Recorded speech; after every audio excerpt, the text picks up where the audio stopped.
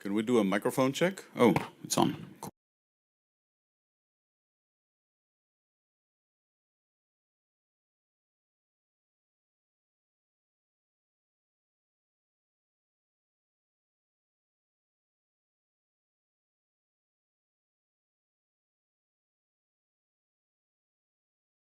Everyone, congratulations on being on time, and we will reward you by starting. My name is Asaf Baltov. I'm presenting work that I've conceived, planned, and executed with my colleague Dumisani, who recently left the Wikimedia Foundation, so he's not here. But he's an African Wikimedian many of you may have met or know.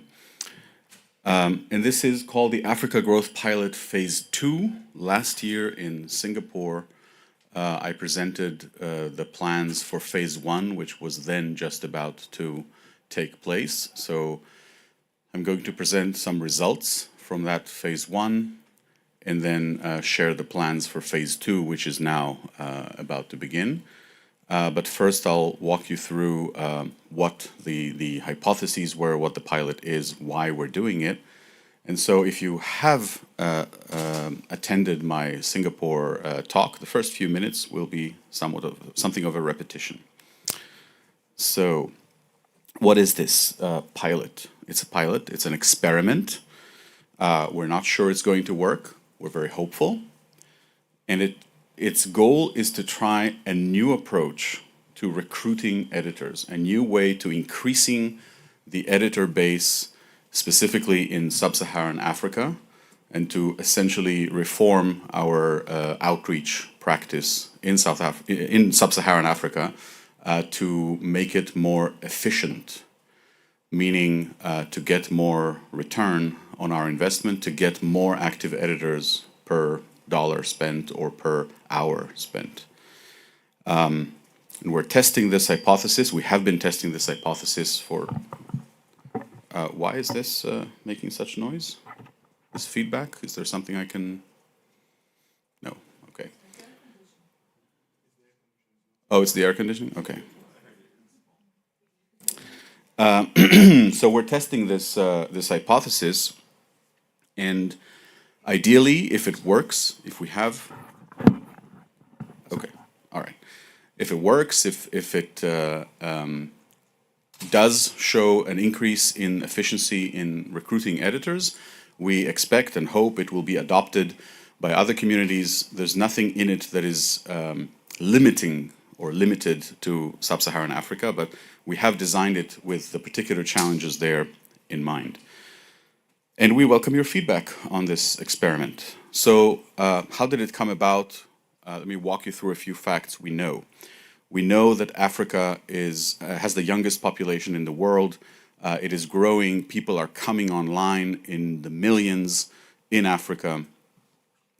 And a lot of economics analyses and tech companies are talking about the next billion users to come online.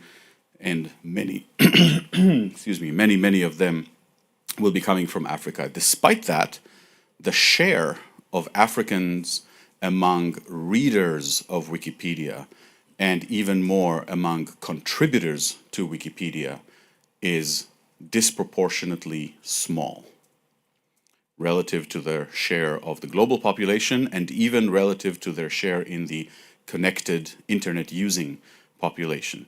In other words, sub-Saharan Africans tend to edit less than people elsewhere, than the world average. And there may be all kinds of hypotheses about why that is, and we are not very well positioned to do that research and to come up with answers why. But we have been acting on input that we have gathered from our own communities, our own existing volunteer communities in Africa, and tried to act on what they told us and what we observed from the existing outreach efforts that we had in Africa. So the specificity of these numbers... Oh, sorry, I haven't changed the slide. The specificity of these numbers doesn't matter terribly much, but just to give you a sense, Africans are only 1% of the global total of active editors, even though they are about 7% of the internet-connected world population, right? And in total, we have around, I mean, it does fluctuate a little, but we have around 2,000 active editors in sub-Saharan Africa, not including North Africa. 2,000, that's all. Yes, 2,000 active editors. I remind you that active editors are defined as people who have made at least 5 edits a month, right? Like about 1 a week. That's an active editor. So that kind of profile, people who have made at least 5 edits in the last month, about 2,000, okay? In all of sub-Saharan Africa together. That's status quo. That's what we have now. We also know that a lot of the existing efforts, programmatic outreach done in sub-Saharan Africa is not as effective as it should be, and not as effective as we'd like it to be, because the volunteers carrying out this outreach are not sufficiently familiar with what would make it more effective outreach. And different volunteers have different gaps, but broadly they are divided into insufficient familiarity with the platform, with the features of MediaWiki, content translation, the visual editor, how to technically add citations, that sort of thing. Gaps in understanding the core policies, neutral point of view, notability, verifiability, copyright and free licenses. These are the fundamental content policies on the wikis, especially Wikipedia has a fairly demanding level of compliance required, right? It's a lot easier to proofread a page on Wikisource than it is to compose a well-cited article on a mature Wikipedia. Sometimes it's a gap of understanding the culture of peer collaboration, the culture of pseudonymous people being able to revert your work and you not being able to just get on a phone and, you know, talk to them face to face, right? That flies in the face of cultural expectations of many people in Africa. So some people have a gap with that, right? With this very disembodied, somewhat alienating nature of online peer collaboration. This together leads to frustrated organizers and frustrated learners because they're getting trained by people who themselves have a gap, who are not the best ambassadors or the most competent people to deliver this training. And so the learners aren't getting all the support that they could wish for, and expectedly low retention rates, right? Many of the people who are entering outreach activities, workshops, editathons, do not remain active editors, don't become active editors, do not continue to edit. Now we have heard, like I said, a collection of anecdotes is the best we have. We have not done rigorous quantitative research on this to determine the need, but we have heard repeatedly, including, for example, at Let's Connect calls, that folks say, yes, you teaching us this tool or that campaign is great, but we actually need more basic training. We need better materials, tutorials on some of the basics, like copyright or like notability, which keeps biting our newbies, right? They keep running up against deleted articles, insufficient proof of notability, and the communities, some communities, I am generalizing obviously, but we have repeatedly heard from sub-Saharan African communities that they struggle with communicating the core policies to their learners, to their peers in their communities. And this is, in that sense, this is a little special to sub-Saharan Africa. In most other parts of the world, the core policies is something that the local community itself socializes, relays from generation to generation, from group to group. I have not been asked elsewhere in the world for help explaining copyright or notability, right? Usually the local community produces outreach material on its own, and in Africa, For whatever reason, this was a consistent ask. We want good training materials, we need them, and they're not being produced locally. Now this, parenthetically, is our fault, everybody's, like the foundation, English Wikipedia's fault. It is kind of amazing that in 2024, we don't have high quality, comprehensive, up-to-date video tutorials on the core policies. Isn't that amazing? For a top 10 website, for a website that tries so hard to attract newbies, etc. And we know everything we know about, where the world is headed and the video generation and young people today and all of that. And yet, while there are, any number of presentations and recorded presentations and videos out there on Commons or, it's on Meta, we don't have like a standard thing that is high quality, vetted, that the wiki itself offers you, Wikipedia doesn't have a nice, sorry? They're using Italian since 2010. Fantastic. English Wikipedia does not have a nice friendly green button that says, watch a video tutorial, right? To me, that's amazing. But anyway, so we have heard this, and I made the point that the ask was specific to Sub-Saharan Africa, but actually the need is not. The need is universal. So anyway. This led us to set ourselves a goal, a very ambitious goal. Pop quiz. How many active editors do we have in Africa? Sub-Saharan Africa? 2,000. Okay, these 2,000 are what we have acquired minus what we have lost in 20 odd years of work in Africa, right? And by definition, these are the easier 2,000 people to recruit because it's a fact, they're here.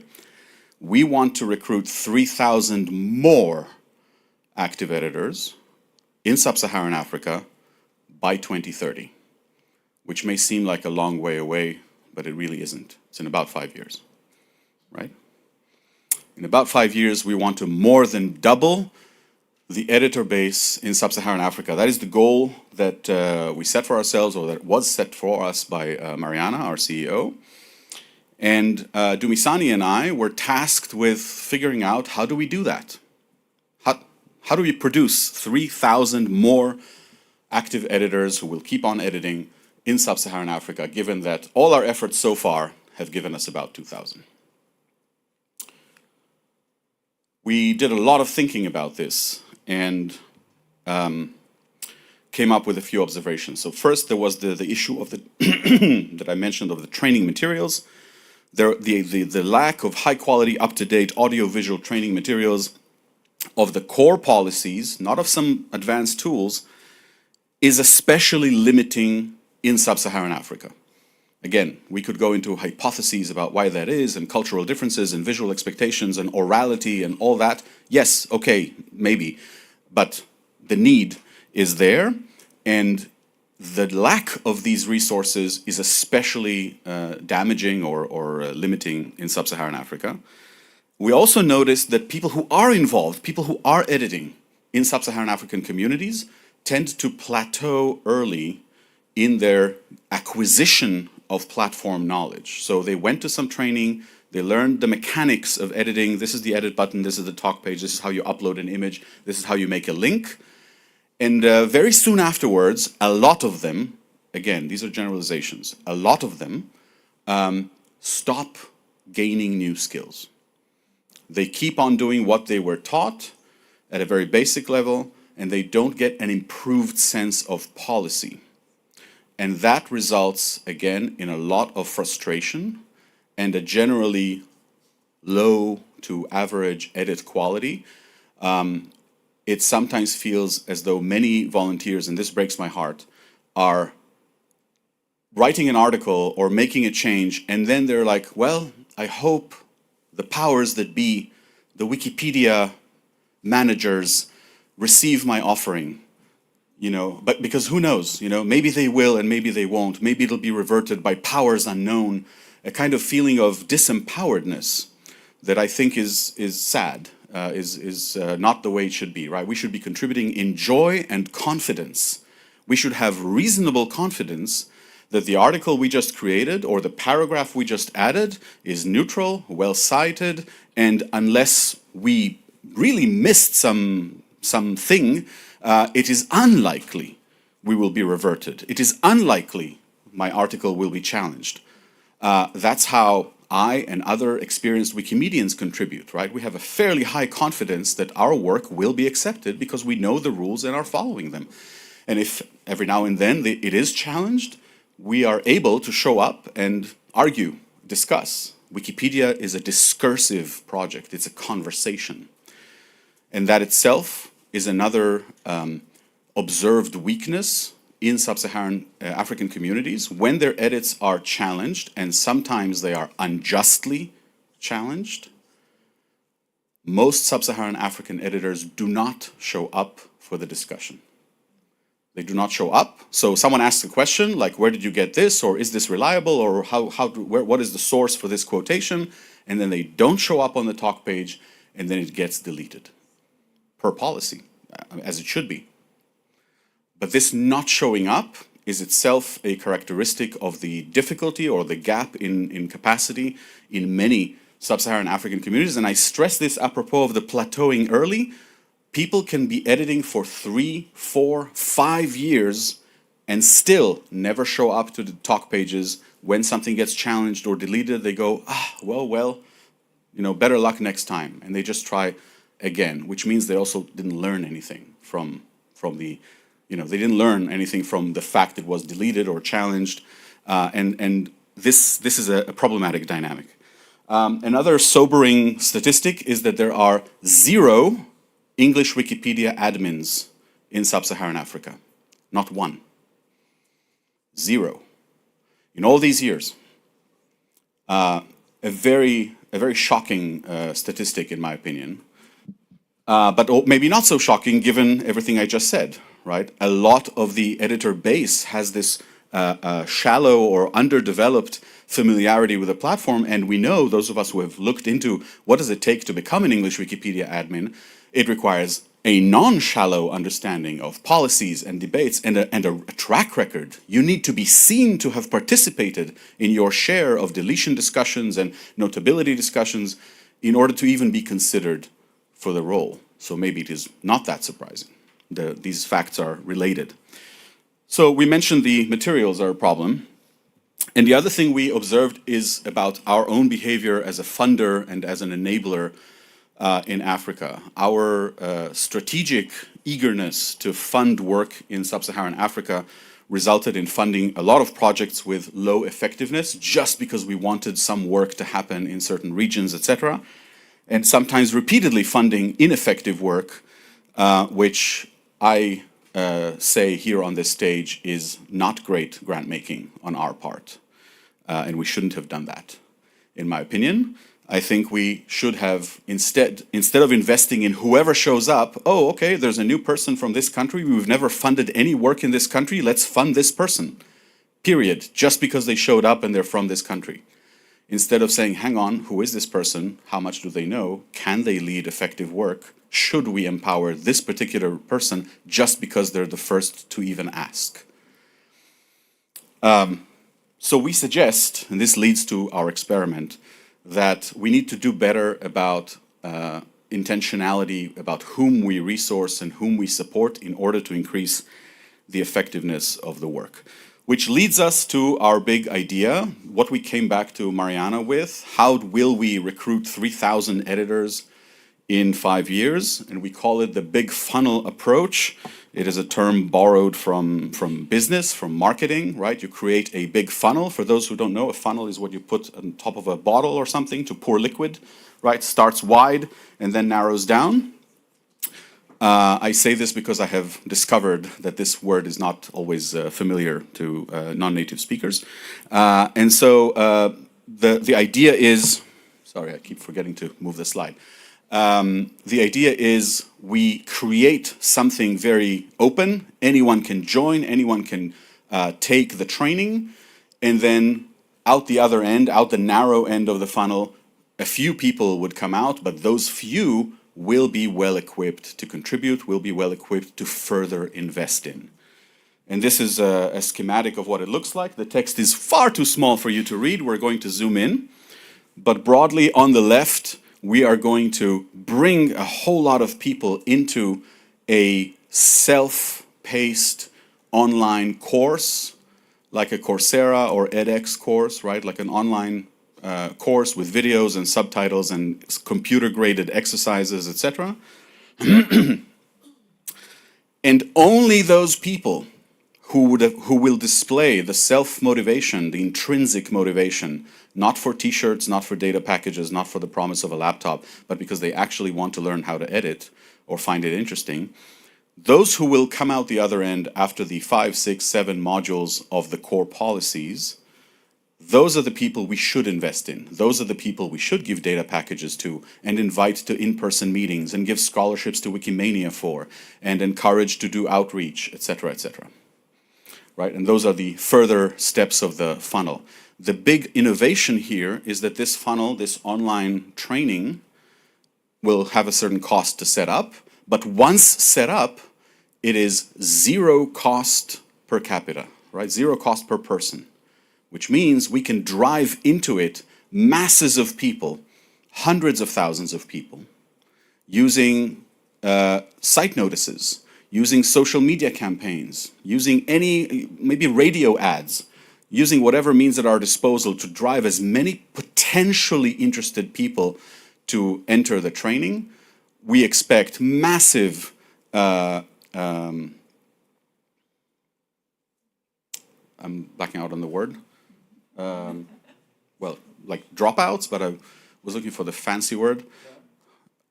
Churn is another term. Yes, thank you. Attrition is the word I was looking for. Yes, thank you. Massive attrition. Obviously, a lot of people will show up and go, yeah, sure, I'd like to learn how to edit Wikipedia. Oh, wait, this looks like work. Not for me. And that's fine. That's fine. Those are not the people we need, right? We need the people who are eager to do the work, who are interested in doing this. And the big question is, how many people will we have? What will be the conversion rate of this funnel, right? Will we be able to get, say, 1% of the people who enter the funnel to actually complete the training on all the core policies? If we can get 1%, then to get 3,000 editors, we need to drive 300,000 people into this funnel. That's a lot of people, but there are a lot of people in Africa, and that can be done. Again, it's an ambitious goal, and maybe 1% is something we can do. Maybe not. Maybe it's too ambitious. Maybe only 0.01% will make it through the funnel. And then, maybe we need 30 million people through the funnel. That's already questionable whether we can manage that. And in that case, the model won't work. So a lot depends on this conversion rate. But the idea is that after we have those graduates, that's when we can really lavish the support and resources and integrate them with the movement, introduce them to channels, etc., etc. So we tested this. We have to skip a little. We tested this approach by doing live training, not an online course. We had to prototype much more modestly, and that's what we did after Singapore. We tested this with 4 modules. These are the modules. A sort of general preparation module, a module showing 101 ways to contribute to Wikimedia, commons, Wikisource, recording pronunciations, all kinds of other things, and then 2 modules on core policies, neutral point of view and verifiability. And we taught those modules to existing sub-Saharan African editors, not newbies, existing editors in the first phase. And the results, I have to be brief. The results are we had 150 people enrolled, about 80 people really went through the whole training and attended all the about 10 hours total of live lessons. 6 months after the training's end, graduates were 38% less likely to be reverted. So their edit quality has significantly increased.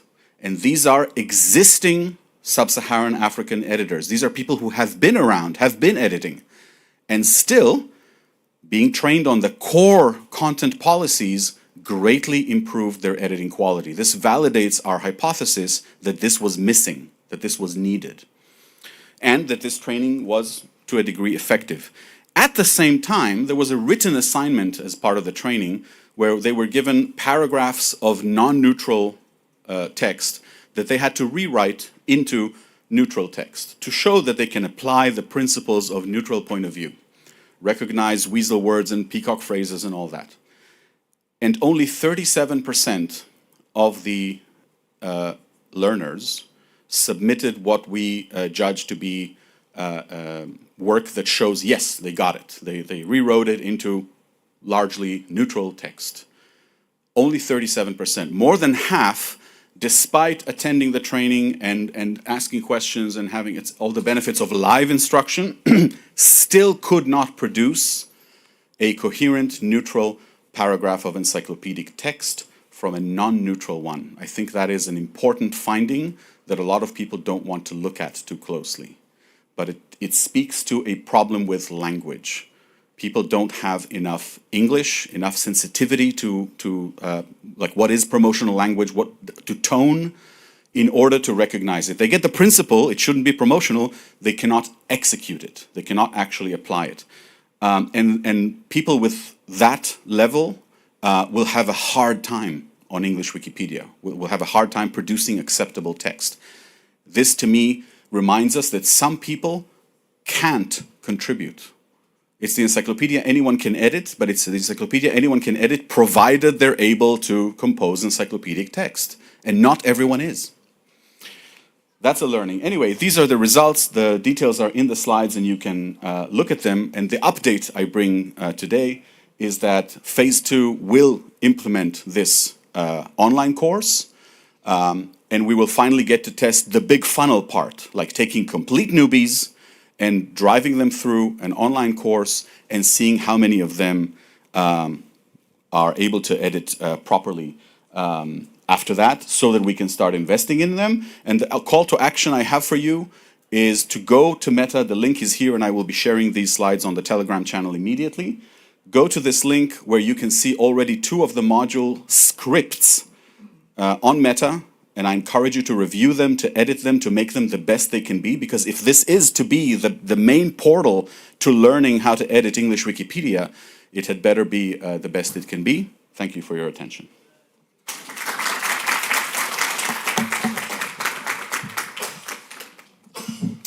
And I'm afraid we don't have time for questions unless, is the next speaker ready? Yes. Okay, so please.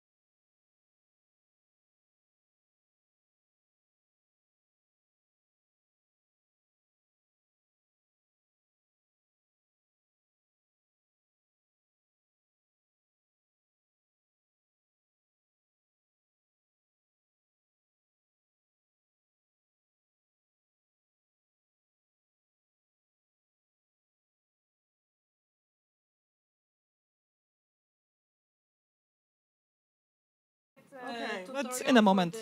Okay.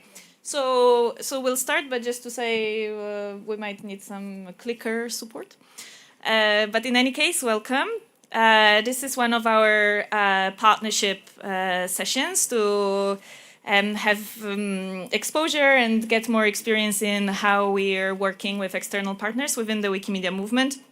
It's a very open topic of the discussion, so I'm very pleased that you have given it a go to see what we're going to be talking about. And in a very general sense, it's all about leadership and the very broadly understood value of openness and how do external organizations to the Wikimedia movement deal with openness. It's going to be a very high-level discussion, but in that sense, I hope it will be really interesting and thought-provoking. The panelists are from quite a few different fields, so I hope it will give you some thoughts about organizations and how they deal with openness and even with Wikimedia movement itself. I'll introduce them in a second. I'm Daria Cybulska. I'm the director of programs at Wikimedia UK, where for the last 12 years I've been working on collaborations with external organizations in around openness, releasing information, working with communities. In terms of our panel, I'm quite excited to introduce them all to you. Firstly, we have the Professor Dr. Habilitowany Andrzej Szczerski. He is the director of the National Museum in Cracow, one of key partners of Wikimedia Poland. We also have Professor Dr. Habilitowany Agnieszka Turska-Kawa, who is currently the Vice-Chancellor of Silesian University, and also Alicja Knast, who is since 2021 the director of the Czech National Gallery. But we're all Polish, fun fact. We'll start with some of the panelists will have a brief presentation to start off with, give us a bit more context into their work. Then we'll have a discussion about leadership, openness, values, challenges of working within open. Hopefully there'll be time for questions from the audience. So as you listen, please think about things that you would want to ask them. Straight after this session, which will take about an hour, we'll have actually a presentation from the National Museum of Krakow to highlight a particular collaboration with openness that they've had. So I hope you actually stay on beyond the hour to hear in more detail how this sort of collaborations could start. But I think that's all I want to say in terms of intros, and let's start with our first presentation from Agnieszka. Thank you. Good morning, everyone. Let me start with the university perspective as a researcher, as a person who is responsible for science at the University of Silesia. Yesterday, actually, I started to talk about trust, to talk about building the trustworthy community of researchers. And I mentioned that for me, science is kind of two dialogues. Firstly, we conducted with the other researchers by publishing, by reacting, by criticizing, by citing, and so on. And of course, the condition is open science, because we have to have the access to all of those publications. On the other side, we have the dialogue with the society, just to be clear, with reacting to the real problems of the society, and then, of course, open science in the condition. Today, I would like to add to those thoughts a few others. First, let's focus on the researcher community. On the one side, of course, we can perceive open science as a kind of support and help in those dialogues. But on the other side, for me, is a kind of prevention tool. Why? Because actually we work in a non-transparent surround, because we have no rules about open access, we have no strict rules about publishing. There are some journals, many of course journals, I can say more and more, that expect publishing everything, like sources, like data, like databases. But on the other side, it's not the obvious rule. So there are still many journals, they don't ask you for this, so you can do anything and no one will ask. So, of course, it makes the space and some holes in the system just to cheat.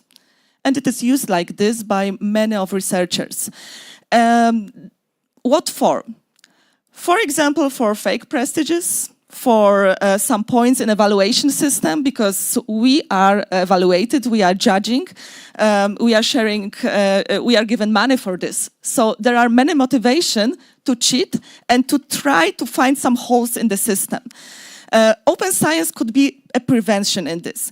And just let me show a few examples, because it's not only about a few retraction, it's about hundreds of retraction in the last years. Let's try. Okay. Just a few words. Francesca Gino, Harvard Business School. She was one of the world's top 40 business professors under 40. Let's say only 4 retraction in 8 years. So we can say it's nothing. But let's go further. Diederik Stapel, Tilburg University, Netherlands. We can find 58 publications retracted so far. Nature named him as one of the 10 most cited researchers, most influential in 2011. So it was the most active, let's say, time quota for him. Brian Wansink, Psychology, Cornell University, United States. 18 articles, but he was awarded with the IG Nobel Prize. It's a kind of, similar Nobel, but more humoristic, but of course science.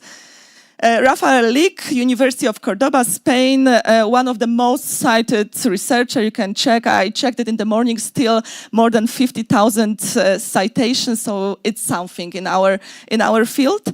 But in the first 3 months of 2023. He published 58 papers, articles. So someone counted 1 every 37 hours, so it's impossible. But he did it, I don't know, okay, he thought that no one could find it. And Hindawi, this is a big publishing house founded in 1997, and in 2021 it was purchased by Willays and Son. A year later, it was announced that more than 500 papers should be retracted. Among 16 journals, 14 of them this year were closed. And it was not cheating only among authors, it was also in the process. So reviewers, editors, and many others just to find some holes in the system. So for me, open data should be the common rule, just to make our community more trustworthy for ourselves. Because I can't imagine the situation that as a researcher, I'm reading something, and then I have to think if it's true or not. Then I have to check everything, find a database, check if even simple correlation are okay, because it lasts forever, and it just stops the science, developing the science. On the other side, regarding those dialogue that we conduct with the society, we have observed increase of skepticism in science during last years. And of course, it has multi-level fundament. It's not only about not trustworthy community of researchers, but also many other fields. I think that we can discuss it later. But for us, this is important, that we have to be the authority, and each information we put forth into the world should be reliable and trustworthy. During last years, we have observed the result of negative result of this in increasing of conspiracy, the amount of conspiracy theories, believers, fake news, fake profiles, propaganda, and many other negative phenomenon that, of course, they existed before, but not at that large scale as we can observe it now. So I think that it will increase if we want put focus and attention how to stop it, how to build trust, how to regain trust, because I think this is also about regaining trust.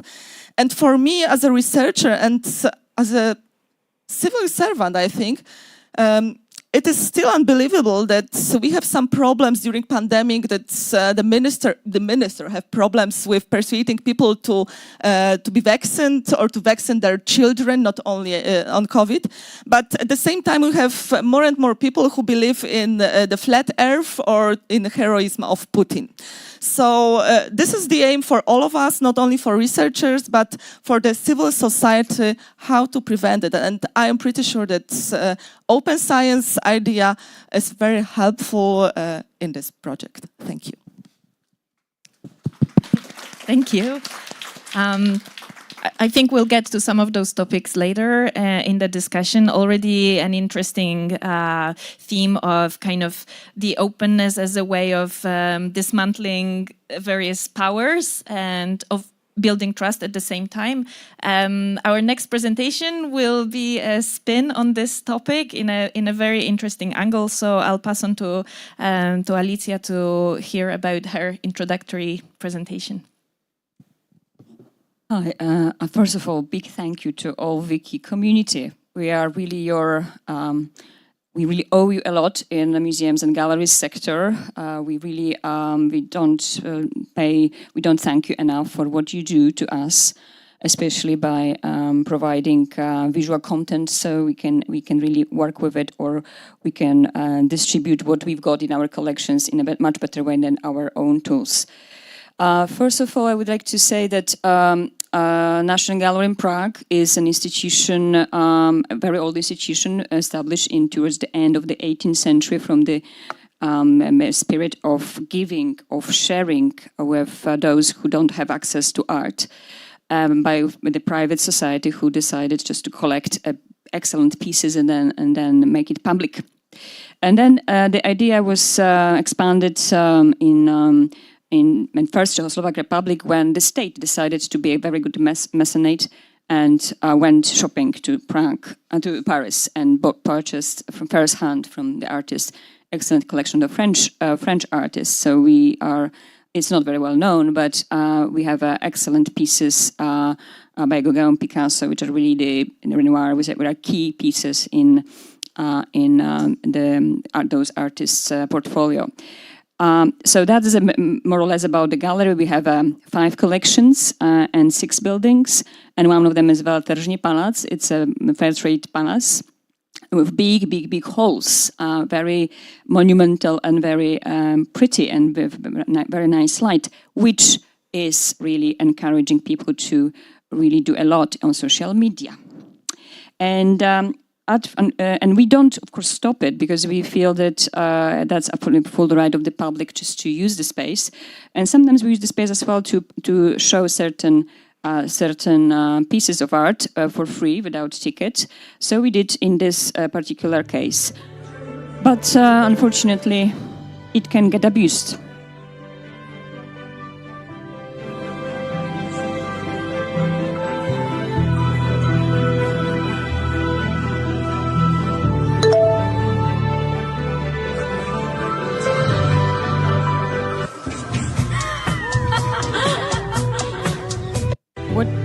What do you see? Maybe you can have it on the loop and I will talk.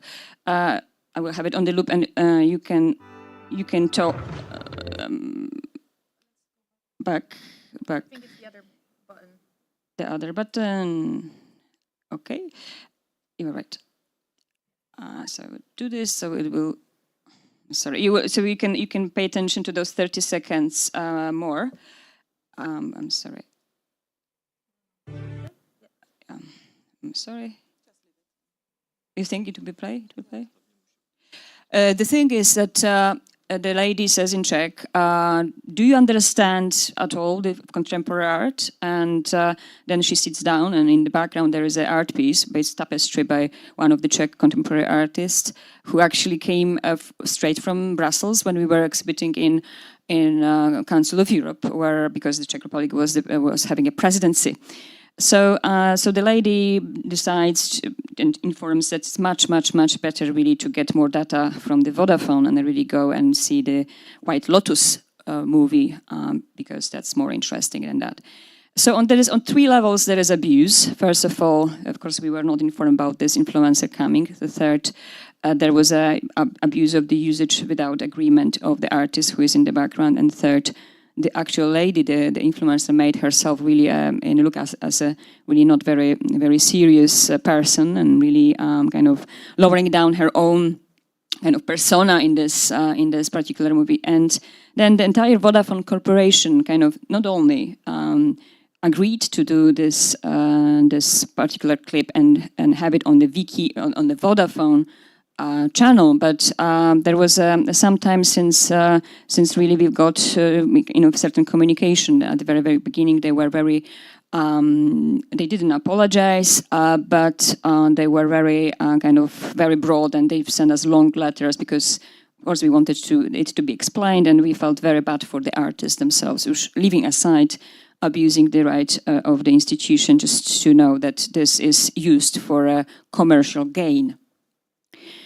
So it took some time just to get to this to discuss. It turned out that the people who actually were part of it were very sorry, that they felt that the brief was really wrong, and that they should not do that. So, I mean, there is a positive example. So I would probably I need to say that we did, yes, that was taken down, but this one was not taken down, and maybe you can even still see it. This is how it looked like later when we did the campaign with the Vodafone. And the campaign was about really what the young people really are solving themselves, which is the intellectual property, sexuality, diversity, as well as the accessibility. So we did this 30-second movie, which cost us something like 1 week work, probably two big trucks of equipment, which we cannot afford ourselves in the gallery, just to get this type of crew to shoot things in our institution. But it happened, and then the result of it was really 1 million followers against 10,000, 11,000 of followers for our own feeds. So out of all this misery, of all this kind of negligence, disrespect, kind of worry and anger and all the worst things you can imagine, then we came out, all of us, them and us, with a very kind of nice feeling that, well, we can make mistakes, but then we can also do good things. So in this particular term, in this particular situation, I would say I have a big trust that when we find a kind of platform to talk, then even obviously mistaken steps, obviously bad solutions, obviously wrong things can turn out very good, as long as we kind of refuse to be hurt. We refused to be hurt as a gallery. And artists themselves also refused to be hurt, because there is one component of it. The influencer was asked to pay to the artists, and then the artists, what really, that is financially completely different level, refused to take the money from the influencer. That's probably the biggest story. So everyone was a winner, but it took us some emotions, some time, some work, a lot of online calls to fix it. Thank you for your attention.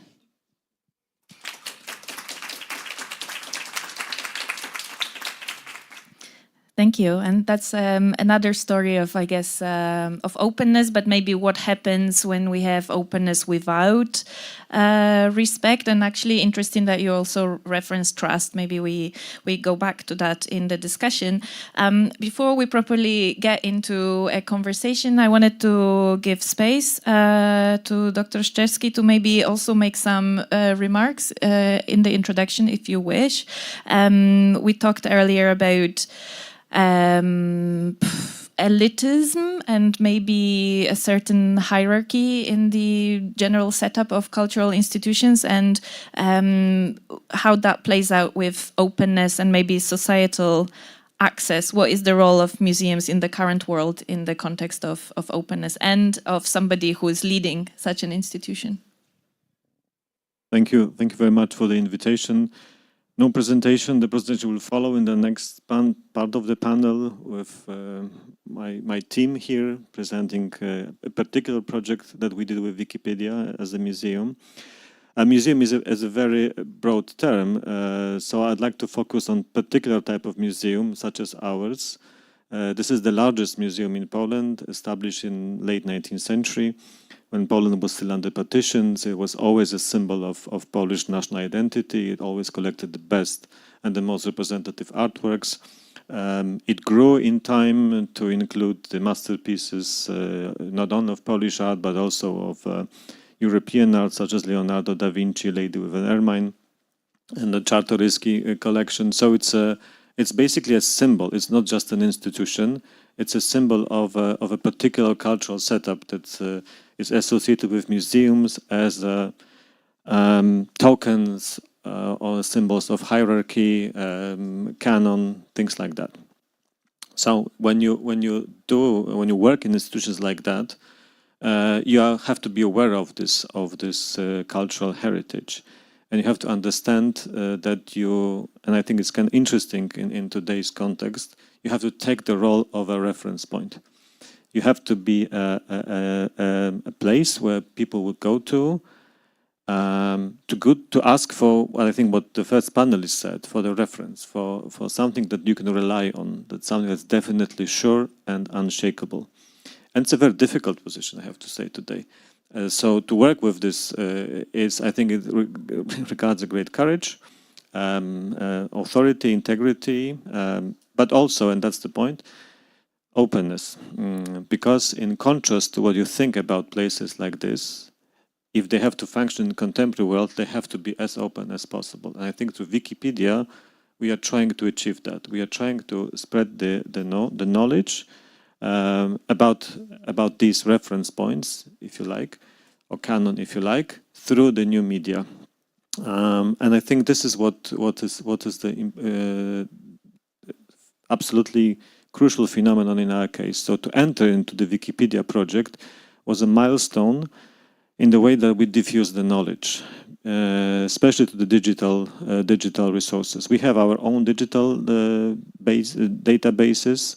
We have digitalized artworks, documents, prints from our collection. Over 140,000 pieces are already available online. But through Wikipedia, we're able to diffuse them much more broadly. In particular cases, this is a tenfold increase in the references in the web. So it's an incredible scale of diffusing the knowledge. In the same time, we are still talking about the particular artworks from our collection and great names from the history of Polish art, which we kind of are not ashamed of saying that they are the key figures and their artworks are the masterpieces. But if you look at them from the perspective, for instance, of interaction with Wikipedia creators, this is what makes them important today. Okay, so the point is that the openness in today's museum is especially important for those museums who are established, such as ours, as the canonical institutions. There are other tons of museums that work in a different way, that are more socially interacted, they are more politically orientated, they are more experimental right from the beginning. But there are other museums like ours that are based on a different pattern. So that's why the openness is so important. In fact, you rightly mentioned the idea of elitism that surrounds the museums, which, especially such as ours, which is a completely false stereotype, because what we are looking for is exactly the opposite. We are looking for not be elitist. We are trying to diffuse our knowledge, our expertise to as broad as possible networks of people. You will see in a minute how it worked with a kind of figure that in Polish history stands for something so obvious that it's almost invisible, an artist of late 19th century that is regarded as one of the greatest artists in Polish history. But as you know, usually the greatest artists are sometimes not the most interesting artists for today's public. So what was the key was to make him interesting for the contemporary, especially young public, but not only. And I think through Wikipedia we're able to do this. So if I want to make a kind of a general statement, is that Wikipedia can also be, in case of collaborating with institutions like ours, a place that definitely becomes a reference point. Okay, that and it's surely based on a great expertise, enormous resources which are given for free to the Wikipedia community and to the users, are given for free, and this is the point that they become easily accessible knowledge, expertise that helps you to build the knowledge which needs to be there as a reference point. We are, interestingly enough, the only museum in Poland of that grandeur and scale that entered into Wikipedia. Normally you would think that this is a place for the small institutions to experiment with. No, we are trying to show that these huge canonical institutions have to do this and they know how to do it. So we know that there are other museums in Poland that will follow our path, and we're very happy to find out. We are currently developing new projects for Wikipedia with even more resources that are digitalized, that are available from us. So this is an ongoing and growing project because we see the results of it. Thank you.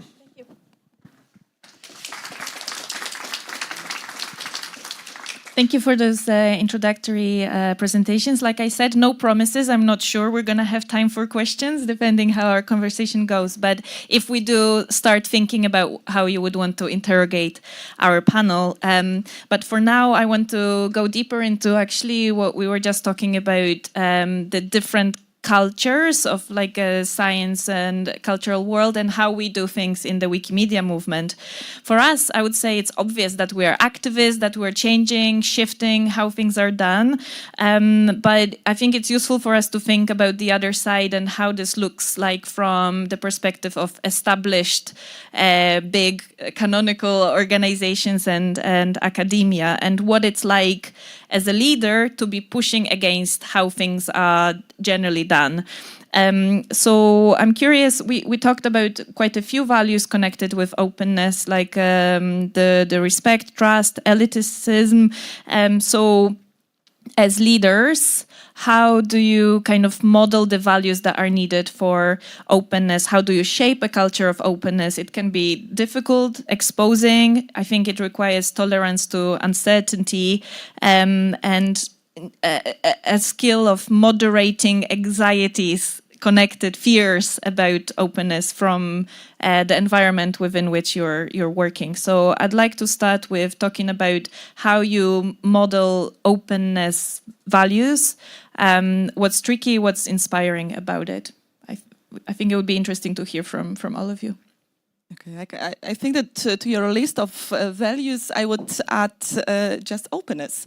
Because this is the most important value, and I think we all fight for this, to open all our works, and it is also the same with our publications, yes, like papers or books. How we can shape the model?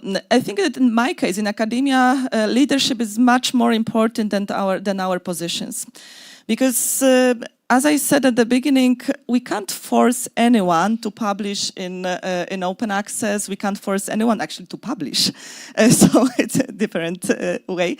But we can only encourage. We can only use some soft tools. So leadership is very important. Because if someone says, okay, I don't want to publish in open access, I have some friends, they can share it, so on, I can do nothing. I can do nothing. So we are trying to encourage, we are trying to persuade people. How? Of course, mainly by our own authorities. So I have to be the authority for others, showing that it is worth to publish in open access, showing that following this we can connect with others abroad, with good researchers. Following this we are given some projects, so we are given some money to spend on other publications. You have to know that open access is very expensive. Usually, average it is about 3,000 euros, even more sometimes in better journals, especially in hard sciences. So it's not easy to publish like this, but of course there are open science journals and then you don't have to pay. So by our own experience showing this, for me, when I became a director of the Institute of Political Science, I decided to make our internal system of awards. So I tried to show people that you can be given more points, you can be given more money for your own research if you publish in good journals. So at the beginning, it was a big fight for this, because how you can do it, you have no right. But at the end, it turned out that almost all of my colleagues decided that it is worth this. So following each of good, valuable publications, they found many good projects, they found good connections, relationships, and it was, well, something additional. And they decided to follow this way. And I think that today they can say, okay, after a few years we can decide that this is the direction. But it's not the common space for us. What was more important, for one of the most important thing for me, inter-mentoring. Because of course we have some people who believe in open science and we have others who would say that, okay, if I publish something in the internet, especially out of journals like a preprint, it could be stolen. Someone could take my idea. We have still some way of thinking like this. So then we can try to create some teams sharing those experiences, and then people were trying to persuade themselves that it is worth to use open science as a tool.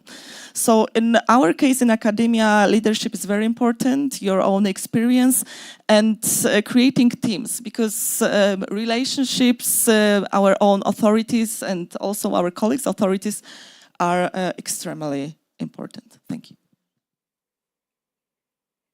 I really don't know what to say about that, because we don't write articles. What we do, we open to the public our visual content. So we, of course, in the National Gallery, we have an expert who really is liaising with artists and convincing them just to give us the rights just to publish things.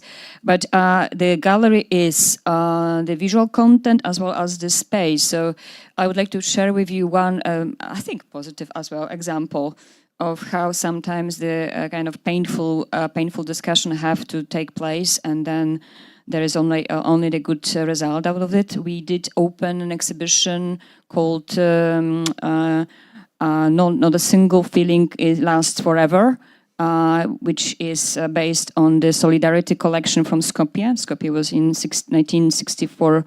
Affected by the earthquake, and then the entire world was sending the art pieces to Skopje to build a new collection, including Czechoslovak artists and institutions. So we've got back this collection in our gallery, because we really, after the war in Ukraine, we decided not necessarily, of course, support the Ukrainian effort, but also say, well, we have to really look in the past and see what solidarity today means. For me, as a Pole, the word solidarity is absolutely secret. And for my colleagues in Czech Republic, probably not to that extent. But I remember myself once said that we should really follow that path, and they immediately understood and saw the exhibition. We were opening it, and there was a beautiful day of the grand opening in the same space as you saw the influencer sitting and shooting. And suddenly on the stage there was something like 12 people in black T-shirts with the mouths crossed with the red tape, with kind of guerrilla action in disturbing making a their own statement regarding the Free Gaza. So of course, we were paralyzed because we wanted to be the peaceful peacemakers people. We wanted to do it in our way, the institutional way, the way which is actually inducing reflection, self-reflection, and reflection in society. And then we've got this guerrilla thing.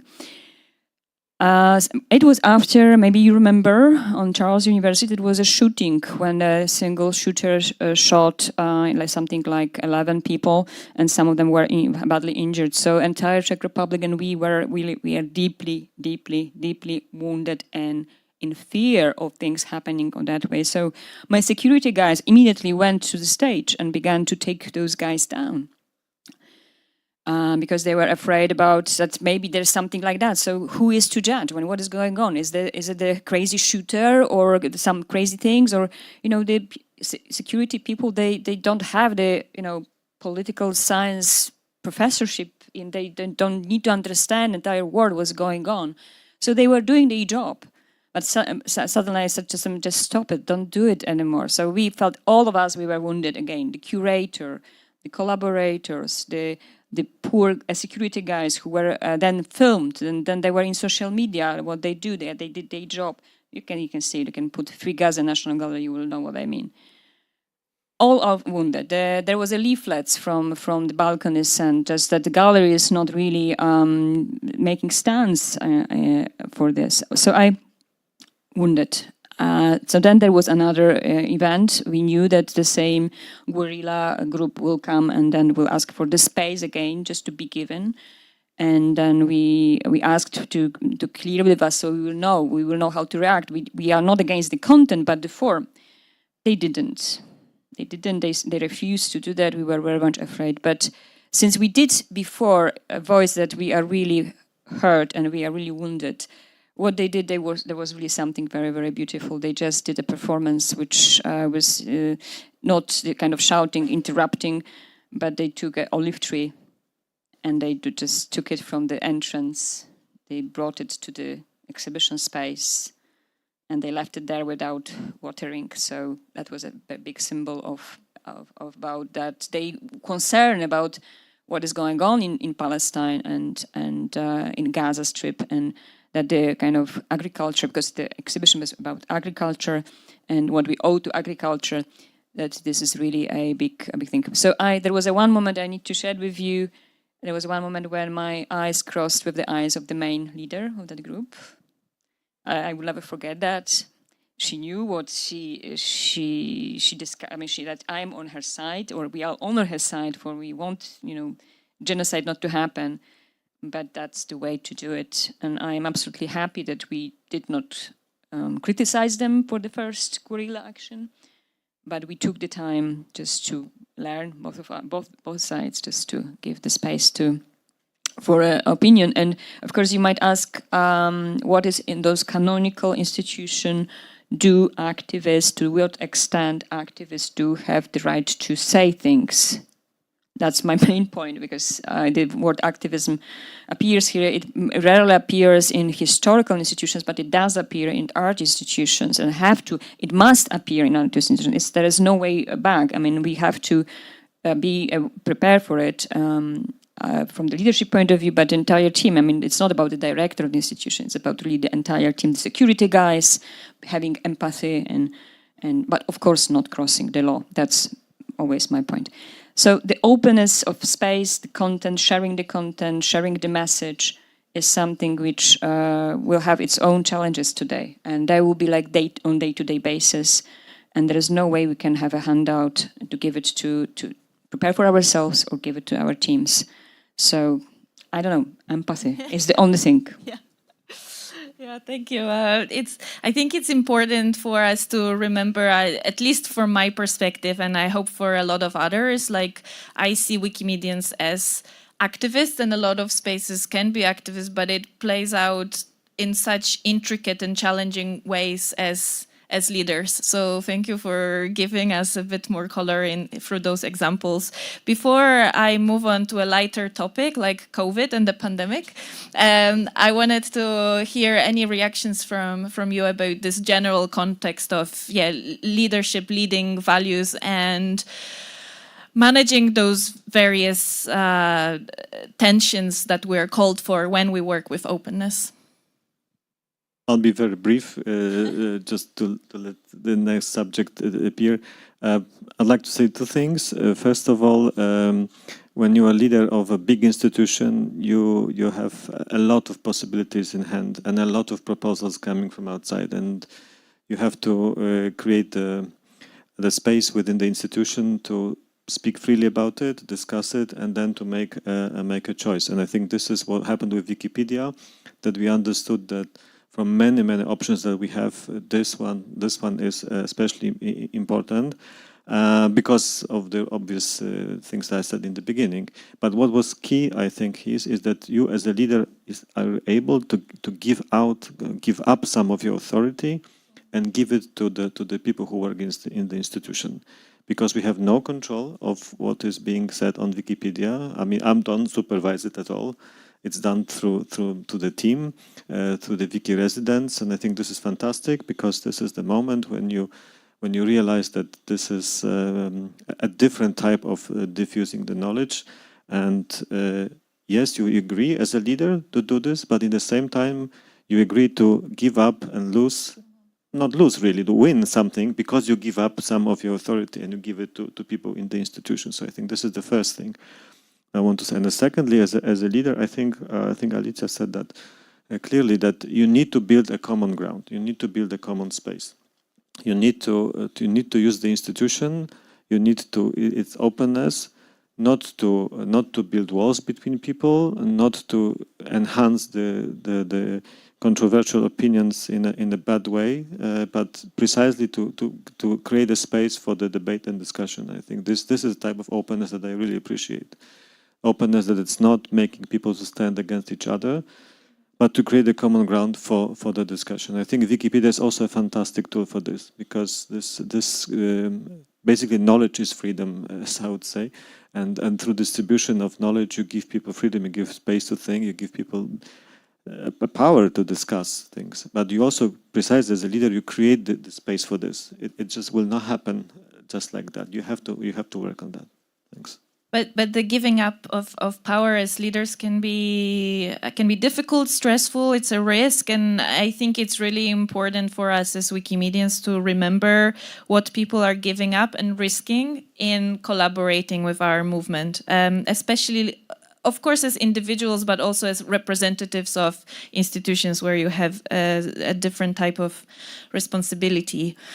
The time of COVID, I think it's important as much as maybe we have moved on from it, because it was a time of stress testing and risking and experimenting a lot in various institutions, and it played out differently in what things it made easier, opened up, or more difficult for institutions. And for that reason, as we move towards the end of our discussion, I thought it would be interesting to interrogate our panel in how COVID played out in their institutions and what it meant for openness.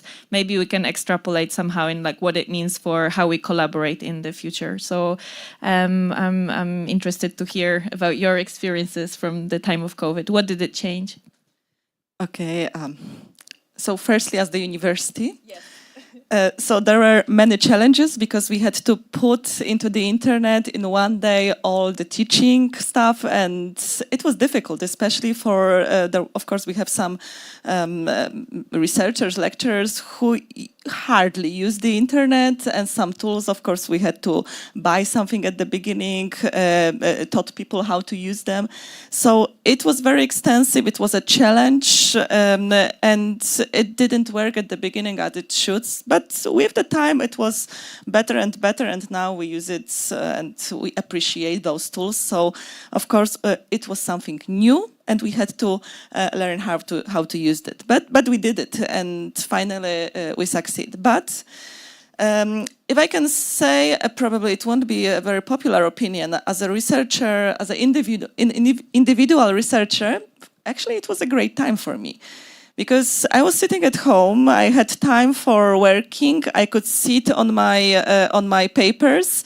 I didn't have to spend and sometimes waste time on traveling, on going to my office. I could do everything in my office at home. So I don't remember any other time when I spent so much time being focused on my research. And of course, following this, there are many publications. That's why I'm proud of them. Of course, there were some obvious disadvantages, like missing parents, missing families, of course, I know, but that opinion was only as a professional and in connection to my professional field. And one more advantage, this was a new situation, and firstly, pandemic in one day actually shaken the basic sense of security in all fundamental levels. Yeah, I mean, economic, psychological, social, and many professional, and many others. So it generated many new fields of research. Because, well, I work in political psychology, so for me it is interesting why people behave this and that way, and I observed that there were new ground for us to research, to check, to explore.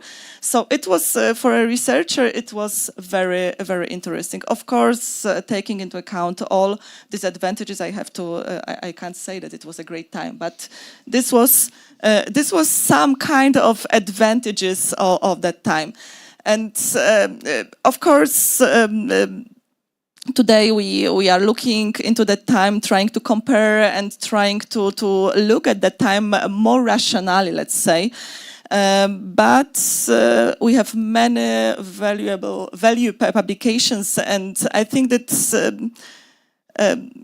for researchers, it was something new that could open our minds in a new situation. And I have to admit that it showed us that internet is needed, that open science is needed, and there were also many preprints in the internet. So it was something new that people decided to publish only their ideas at the beginning, just to, let's say, okay, this is mine, and I'm starting to work on it, and in a year you can expect the whole paper. But we tried to make some ideas and to connect them in the internet. Thank you. We decided it's my turn now. Yes, what I want to say is that on the one hand, that's true that the COVID period gave us a sense of the unnecessary hyperactivism that we all do. I think this is what was, we had to really concentrate the resources on something that was really important. And because we couldn't meet all the time, there was no interaction in the team, so we only could do things that were really, really important. So that's the first thing that I realized. Secondly, I think the COVID was absolutely a milestone in moving the museum activities to the web, into the web. I think it's a definite thing that happened and will not return to the previous levels. So the amount of knowledge distributed through the internet, the different forms of presence in the web, different formats also used through the social media, but also through our own channels. I think this was fantastic, absolutely.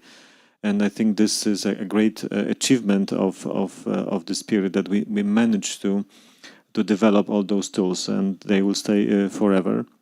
In the same time, it gave us the feeling how important the public is for us, not just the virtual public, but the real existing public, that people work to create communities that are physically meeting, and also to such an extent the physicality, the presence of an artwork is something that cannot be replaced by the presence on the web.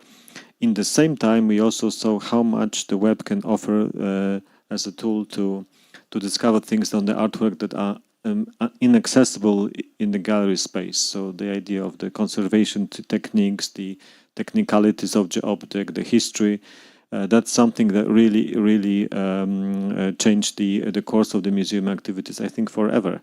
And I think in this respect, the COVID, with all the dramatism it brought, in case of this particular type of museum activities, was a turning point, and will be remembered for that too. We decided just Andrzej starts, and I would complete the museum galleries part. Yes, I confirm we really appreciate our visitors first. Second, we really appreciate ourselves as teams. We enjoy meeting together now as teams because we had to find solutions more than previous times, and also the content we produced back then. I mean, we are not that fortunate at National Museum in Cracow, which is, I would say, always was, is, and probably will be a leader in Poland in terms of digitization of the collection. And we are not, I mean, National Gallery Prague is not even in halfway to have the collection online, but we managed to really to provide a quality online content, and within Czech public we've got a lot of energy back because people really were extremely grateful for our attempt to share with the public. So we learn about other regions. Then Czech Republic is Pragocentric.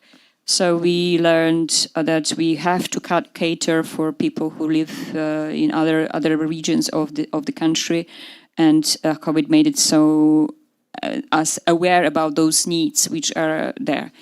Definitely, it was not a good experience, but all in all, I think the institutions went out stronger. This type of institutions is stronger after COVID. So it was a time of shift in a lot of ways. I guess the lesson for us is to harness such moments. We can be quite nimble and flexible. So this moment of opening of minds, changing behaviors, concentration of resources, or a newfound appreciation for colleagues is something that I think we can jump on and use for Wikimedia. And it's with this theme of collaboration and cooperation with each other, harnessing each other's resources and approaches that I want to slowly draw us to a close. Just a reminder, straight after this panel, we'll have a presentation to dig deeper into the Cracow National Museum's projects. I hope a lot of you stay to hear in more detail.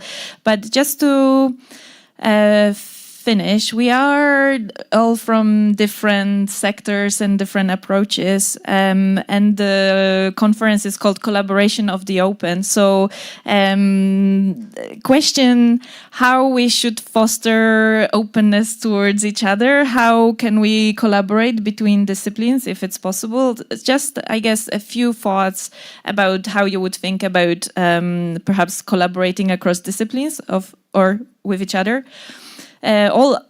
Alternatively, think also about what we should do as Wikimedians to assist and foster with this collaboration. Any thoughts about leadership and supporting working across different worlds in 2 sentences as we finish this session?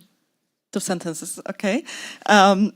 I think we have to it's not the question about how, if or not, we have to cooperate. And actually at the beginning I was surprised that we are from different disciplines and we are in the same panel. But now I'm pretty sure that we have to cooperate, and there is a big space for us. Because we have the same aims, and art and science should serve the society. So following those aims, for sure we will find some space. Just one thought, university is open for art. So we have the Department of Art, we have people who are painters, who are sculptors, so there is a big space for this. We have we are organizing some seminars that we could be invited together and discuss something. So I have many ideas in my mind now that could be discussed later, but for sure, yes, and it is expected, not only needed. 2 sentences is difficult, but yes. Apply together for grants. The humanities with science really have a lot in common. It's right and left hemisphere. Whenever my experience is the biggest hardcore scientist the person is, the more creative the person is. I mean, more understands art. I mean, I'm sorry if I say something which sounds banal to you, but. In National Gallery Prague, we did apply for something with University of Silesia, and we did not get a grant. But I'm working on it, so I will with Mr. Krzykowski. But we are collaborating with Academy of Science in Czech Republic, with Czech University, because the grants are, of course, the projects which we really can concentrate not only to talk but do. Well, collaboration is the key factor in developing the structures of museum in the future. But what I want to add to what has been said is that I believe in a meaningful and cooperation, not just to cooperate, but to achieve a particular goals. I think this is what's necessary, because it's an easy approach on the one hand. Collaborate is always good, but you have to know what you want to achieve and with whom you want to work and what is the aim of the cooperation. I think we learned it through the support for the Ukraine refugees, how much and how necessary it was to work with unexpected institutions that they wouldn't ever come across our doors. But we could help them in different ways, and we realized that if there is an aim that we want to achieve, we go for it, right? So this collaboration, let it be meaningful and focused and have a concrete project and result.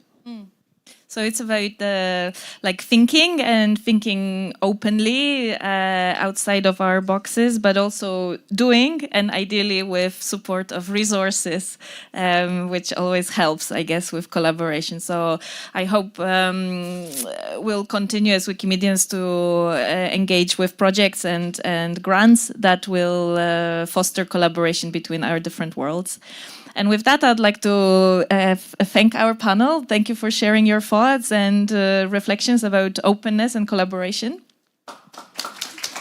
Thank you. I hope this was interesting and thought-provoking for you. And to continue this thought-provocation, like I said, you can now stay, I think, in just a few minutes at 12, I think, or imminently. Right now, we'll have a presentation about a case study of one of the collaborations. Thank you.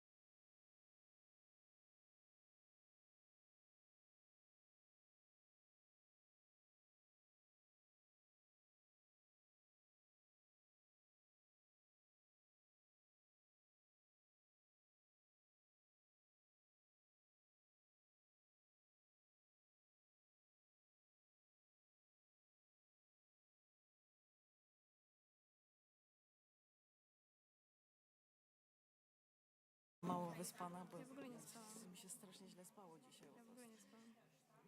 Przywiozłam kocyk swój własny, żeby mieć chociaż coś swojego, ale to i tak Nie, tylko takie uczucie, wiesz, jak masz coś swojego i śpisz pod czymś swoim, a nie pod czymś taką, wiesz, kołdrą, która była w ogóle taka na takim wielkim łóżku i była taka cała wielka, nie?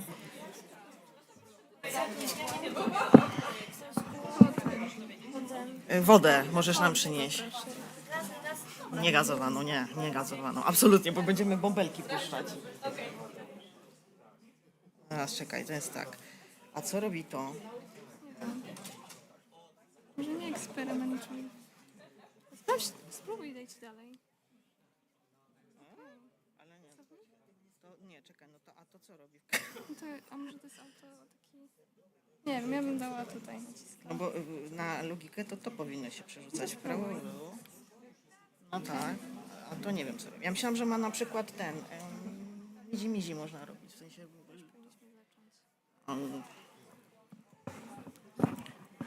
Okay, I think it's time. Hello everybody, let's start. My name is Joanna, I'm from National Museum in Cracow. This is Agata. Agata is our Wikipedian in residence now, and we would like to present you this small project, but it was very important for us. The presentation is a result of cooperation between Wikimedia Polska and National Museum in Krakow. And we will start with something maybe controversial about this question. Museum as the space for imagination. And why is that? Because no museum is nearly a place where artworks are displayed. The role of the museum is to make objects speak and to create freedom for creative exploration around them. So museum is the place where our imagination can enter a space filled with emotion, history, contents, and symbols, and in this experience can be freeing our own imagination. And with this idea, we get to one of the most important painters of our Polish culture, Polish art, Wiki-Matejko. But before that, I would like to say something about our museum to get you in space. Where are we? The National Museum in Krakow is one of the oldest and the largest in Poland. It was founded in 1879. So this year is very important for us because in this year we are celebrating 145th anniversary of our birthday. So happy birthday to us. Still up to date, we are the remaining institution with the biggest number of collection, buildings, and permanent exhibition. And what is interesting, the National Museum consists of 12 branches located in historic center of Cracow. And this is a curiosity, one of the branches located in Zakopane.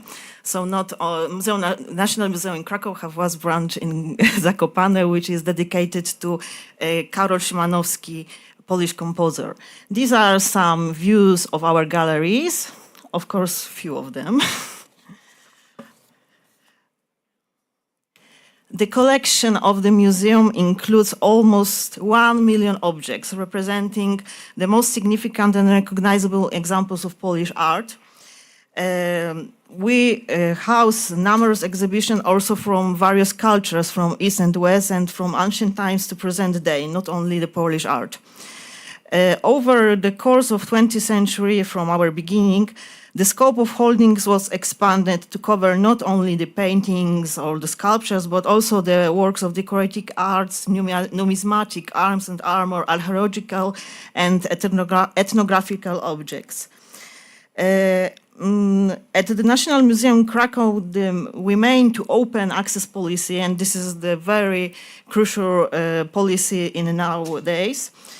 Based on it, since the 2018, we have been making our collection available freely in high resolution through the digital portal, which you can see the screen of it here. The portal is called zbiory.mnk.pl.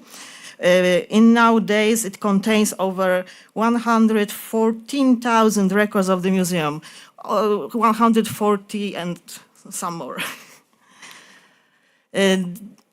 Due to these actions, we decided to start the cooperation with Wikipedia. And why? Because we believe that the mission of the museum aligns in many ways with the values of Wikipedia. This is a small timetable that we are currently at, that's why they are not stopping points, but this is the flow of the river.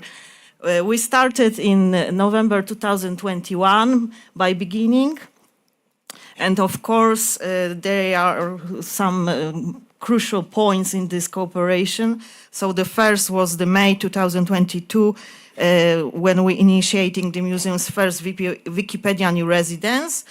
From that on, we started some actions, activities. There were editons, there were glamons with MNK, and the most crucial point of that cooperation was the project Wiki-Matejko or Matejko on Wikipedia that started in fall 2023 and lasted about to spring 2024. We are continuing our hosting of Wikipedia in residence, and Agata is here with us. She is one at this moment. At this time and this year, especially, we are celebrating the 134 years of our museum, of course. And due to that, every month, Agata is creating the Wiki challenges for everyone. So we encourage you to get involved. Also, I would like to mention that the cooperation with Wikipedia, we called it MNK Glam Wiki project in our own genre. The project is an element of the implementation of Museum's social responsibility strategy, which pillars are these values: accessibility, collaboration, sustainable management. Why we decided to do that? Because the guidelines that was the inspiration for that was the phrase, we want to be present, we want to be useful. Because of that, we decided that the social responsibility strategy is really important, and in this time it must be implemented with every means by the museum. The collaboration with Wikipedia allows us to broaden the reach of our collection and provide valuable resources to global audience for free. So this is the accessibility. We are making museum open for all. Just like community of Wikipedia contributors, we are committed to providing reliable, accessible knowledge for everyone. So we are trying to make the content the most important and the most value for everyone in the world. We know that lots of people get their knowledge from Wikipedia, so we need to reach them where they are hanging out. That's the only way. The strategy of the Open and Social Responsibility Museum also takes into account the latest impact of the institution on its surroundings and the natural environment. So that's why we decided to make some changes in our institution via criteria. It's called ESG, so Environment, Social Responsibility, Governance. Sorry for that. And these goals of the strategy are similar to the goals of the MNK Glam Wiki project. So the first one, dissemination, engagement, and enhancement. Dissemination, because we are spreading knowledge about the museum and its collection. We are increasing the visibility of the collections of the National Museum in Cracow, not only of Wikipedia, but also in the world.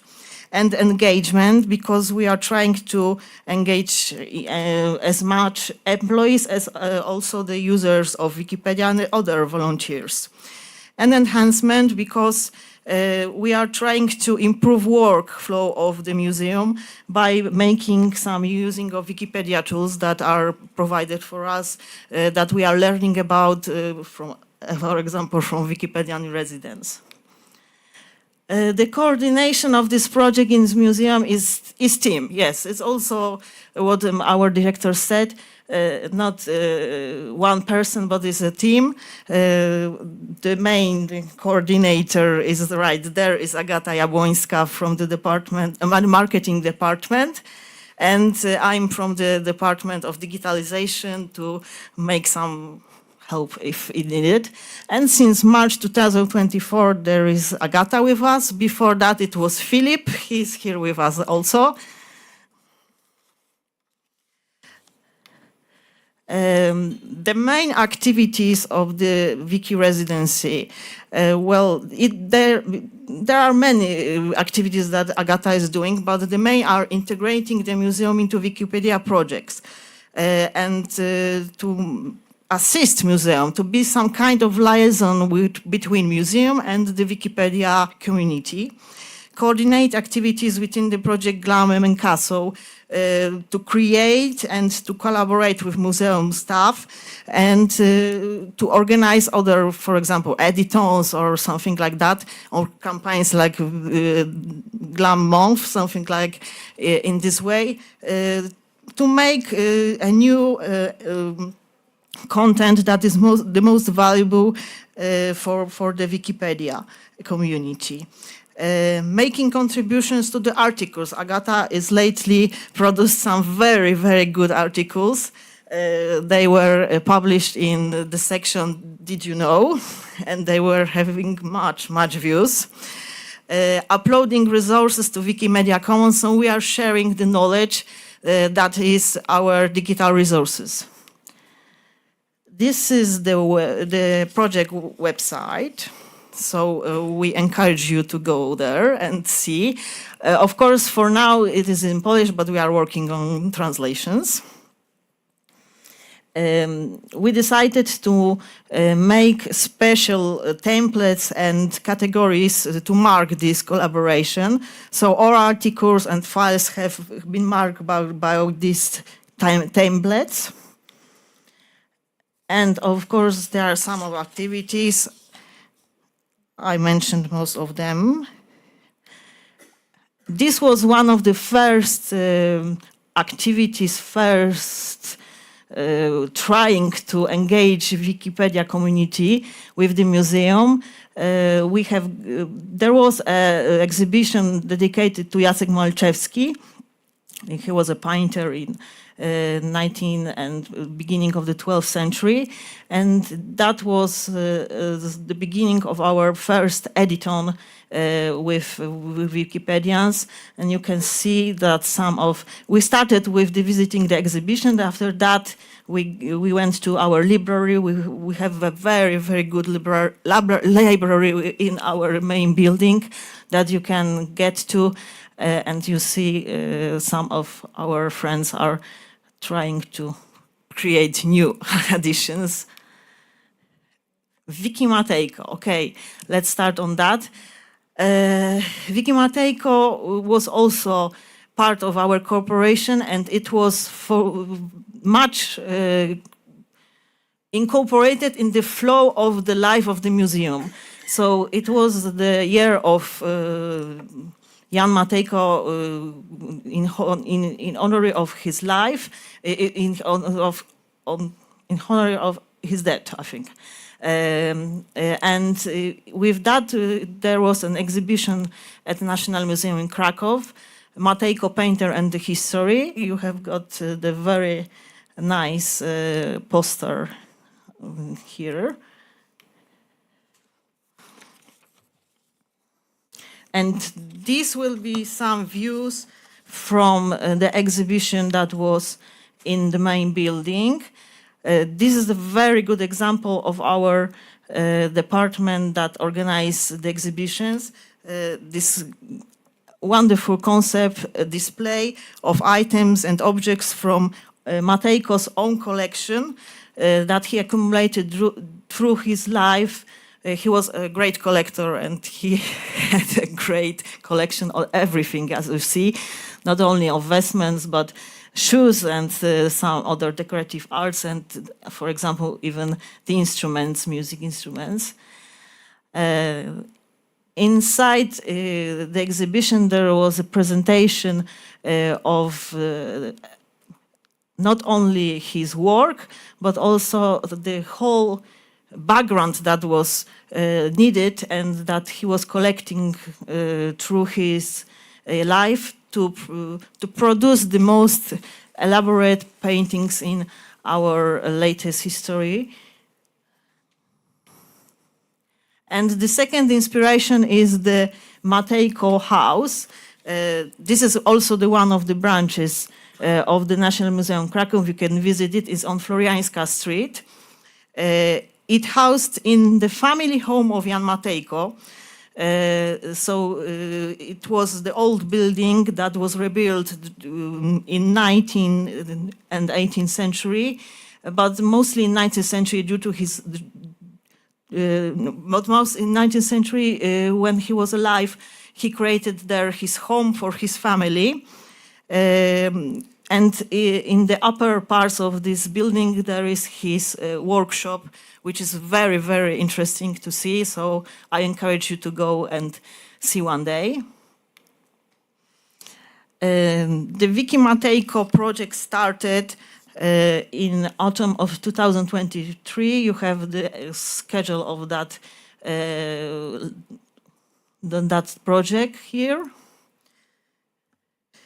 I must add that the project was and the timeline of it was very flexible and adjusted to meet the needs of the participant.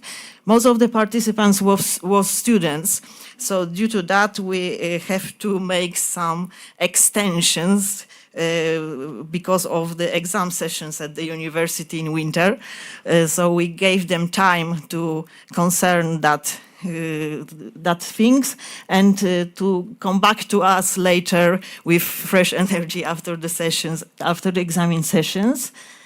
This is the project website.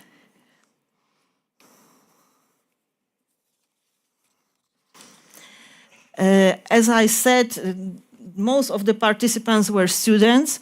It was about 50 novices and 10 experienced Wikipedians who acted as a Wikipedia guides. That was because to get novice, to know how to, and to have a shepherd or something like that, to guide them through any difficulties. We also decided to create in this project a smaller version, so to get them opportunity to internship, to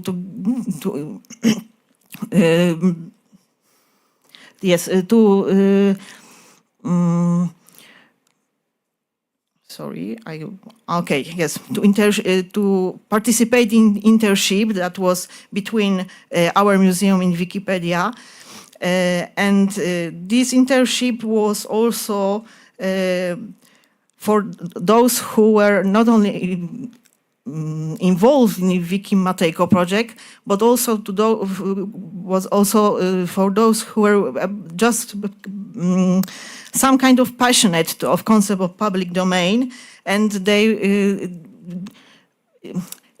This project was sidelined, but also most of the participants was involved in Wiki-Matejko. I would like to say that. This is the inauguration event, and this is our group. The lunch event also was in the main building where the exhibition was. Here you can see that we visited the exhibition and also the library. And this is the wrap-up event. So we decided to mark the end by visiting the Sukiennice, the cloth house on the main market square, which is the oldest branch of the museum, and it housed the 19th and beginning of the 20th century art. Mainly you can see there Matejko's great historical paintings. The methods that were involved, well, it was training and consultation training on creation and editing, on translation, for example, on how to create educational materials, and also many consultation. We were for them, for our participants. There were options of online consultations, for example, to solve problems that they held, and also there were consultation in place, so they can came to museum to reach our curators, to talk with them, and to get access to our database system, to get to the best resources that we can provide for them.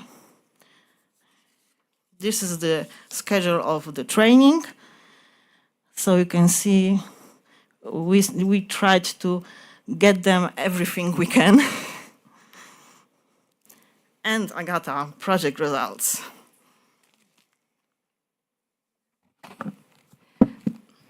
So I will introduce you some project results, and Wiki-Matejko focused on 3 projects: Wikipedia, Wikimedia Commons, and Wikidata, and also open educational resources.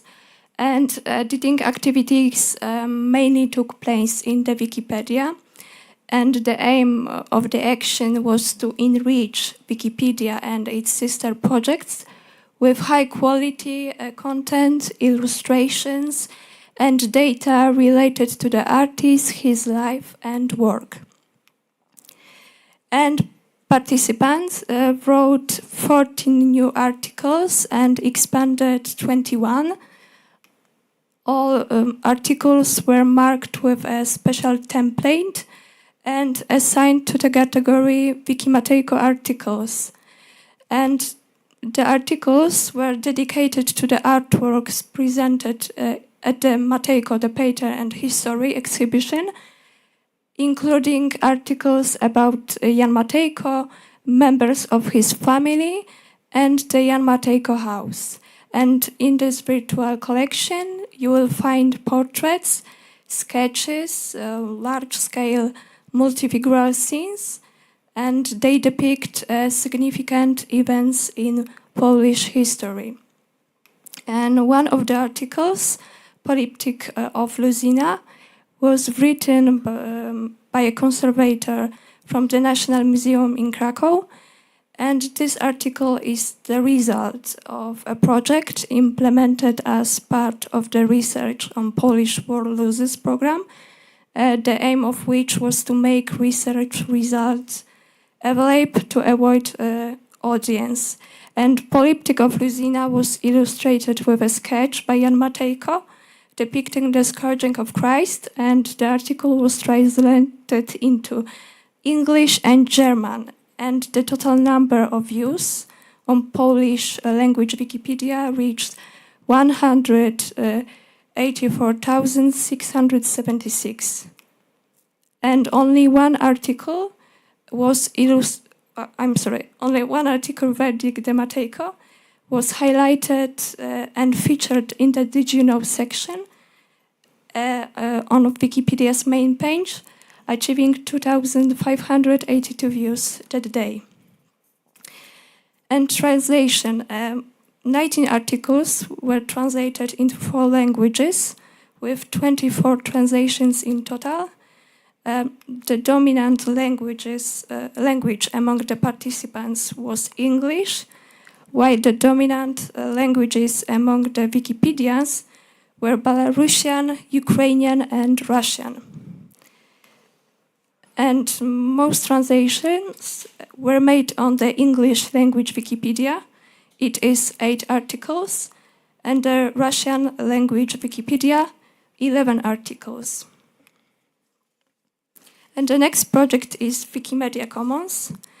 And as part of the year of Jan Matejko, 71 files were uploaded to Wikimedia Commons, with 34 specifically for the action.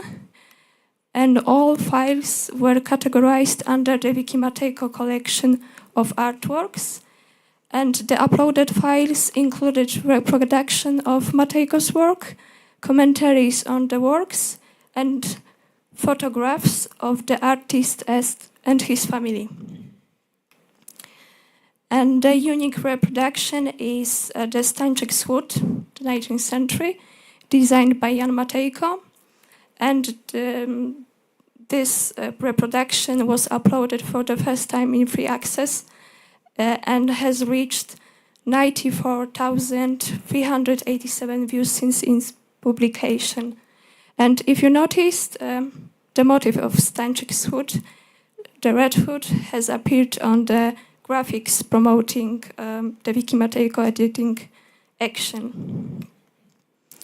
And the most viewed files were Bolesław the Brave with Światłopolk at the Golden Gate in Kyiv on the left, and the Tsar Szujski brought by Żółkiewski to the Warsaw Sejm in front of Zygmunt III on the right. And the last project is Wikidata, and the participants created 9 new items and updated 30. For example, items such as Stańczyk's Hood, the interior of Kazimierz the Great tomb, and Bolesław the Brave with Światłopolk and the Golden Gate in Kyiv appeared on Wikidata for the first time. And also participants created several open educational materials in collaboration with open education and development specialists. And these materials are interactive and using the files uploaded as part of the action, but unfortunately they haven't been published yet, so I cannot show you. Only one? Okay, only one. And in the end of the presentation, I would like to invite you to participate in the MN Kaglam Wiki project. This year we are planning to organize the next action dedicated to another Polish artist, but we cannot reveal the name. But we would like to invite you to get involved in the project. You can translate the articles, and the page is on the site. And if you have any questions or you would like to participate or collaborate, you can write to us. And I also would like to invite you to join a tour of 3 branches of the National Museum in Cracow, the Stanisław Wyspiański Museum, the Gallery of 19th Century Polish Art in the Cloth Hall, and the Czartoryski Museum. The tour will take place on Sunday, August 11 at 3 p.m. and all details you can find on the museum official page. The link is on the slide. Thank you for your attention.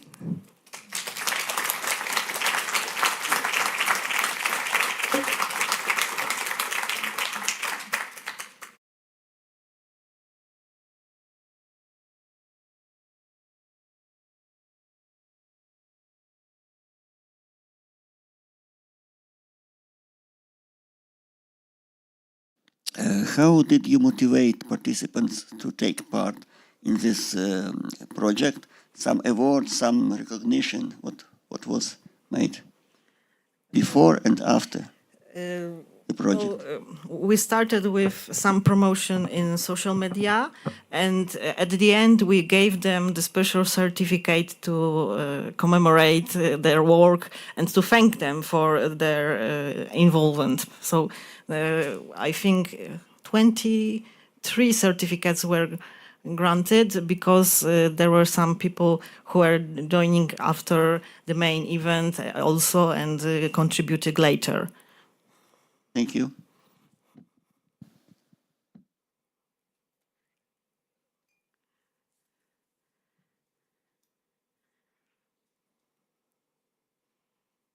Thank you very much. I wanted to thank you for this enlightening presentation and for giving insights into possibilities how museums can work together with Wikipedia to enrich their visibility, as you probably said. And I wonder whether also employees of the museum took active part as like becoming a member of Wikipedia and editing the stuff on site? Or do you encourage as an institution your employees to become members of Wikipedia? Because you, of course, are the specialist in this kind of knowledge. We only, so to say, are mediators in this campaign. And the second question, or the second maybe tip is, I have been collaborating with the Berlin-based State Library, and they have a very good incentive, I would say, to encourage people in voluntary commitment to engage in increasing visibility by namely giving them something like a house passport, which allows them to freely enter all institutions, exhibits, and for example, libraries, for instance.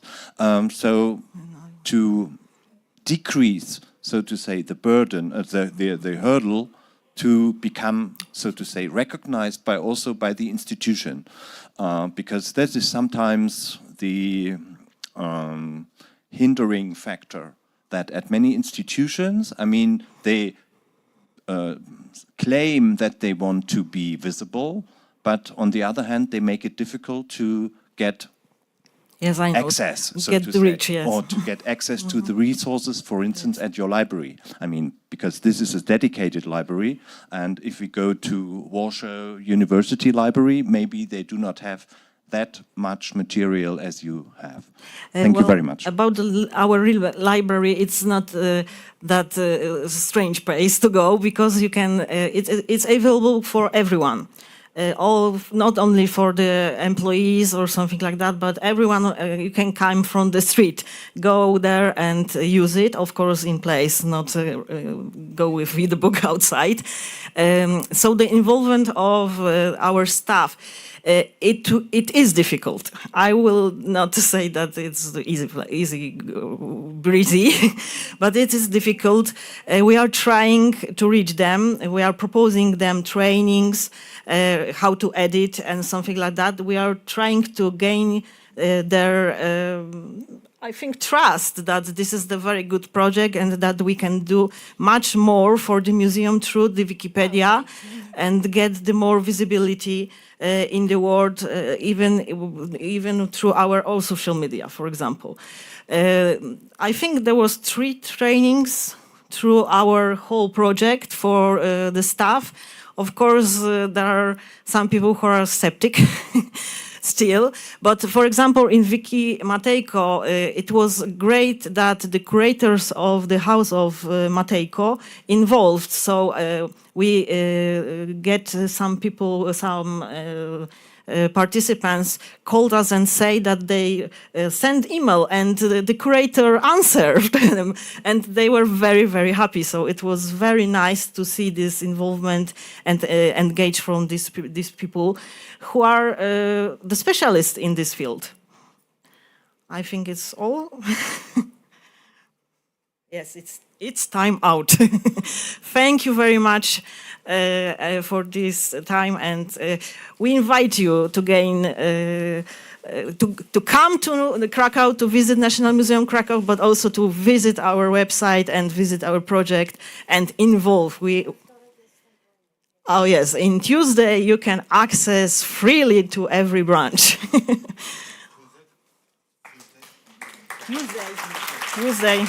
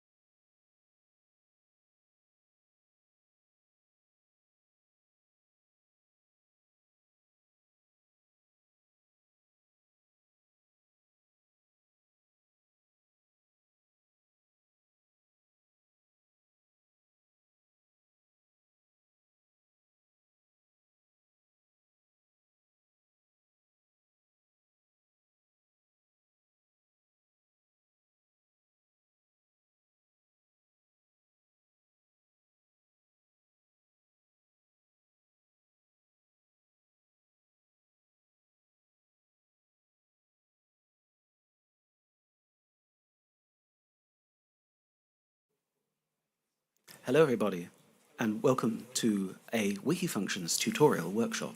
So, I'm James Forrester. I'm the tech lead and principal software engineer on the Abstract Wikipedia team at the Foundation. And I'm joined on stage soon by Nicola and Stoat.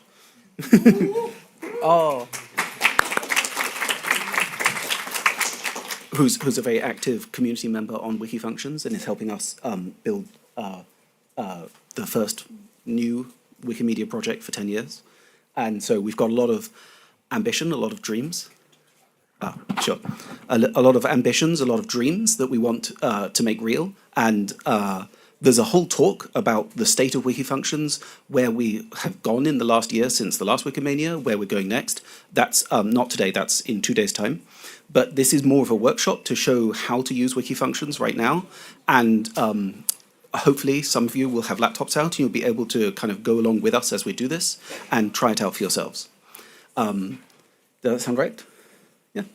So I'm unusually, rather than slides, we're actually live demoing the website. So this will probably crash just randomly because live demos with technology is always a bad idea.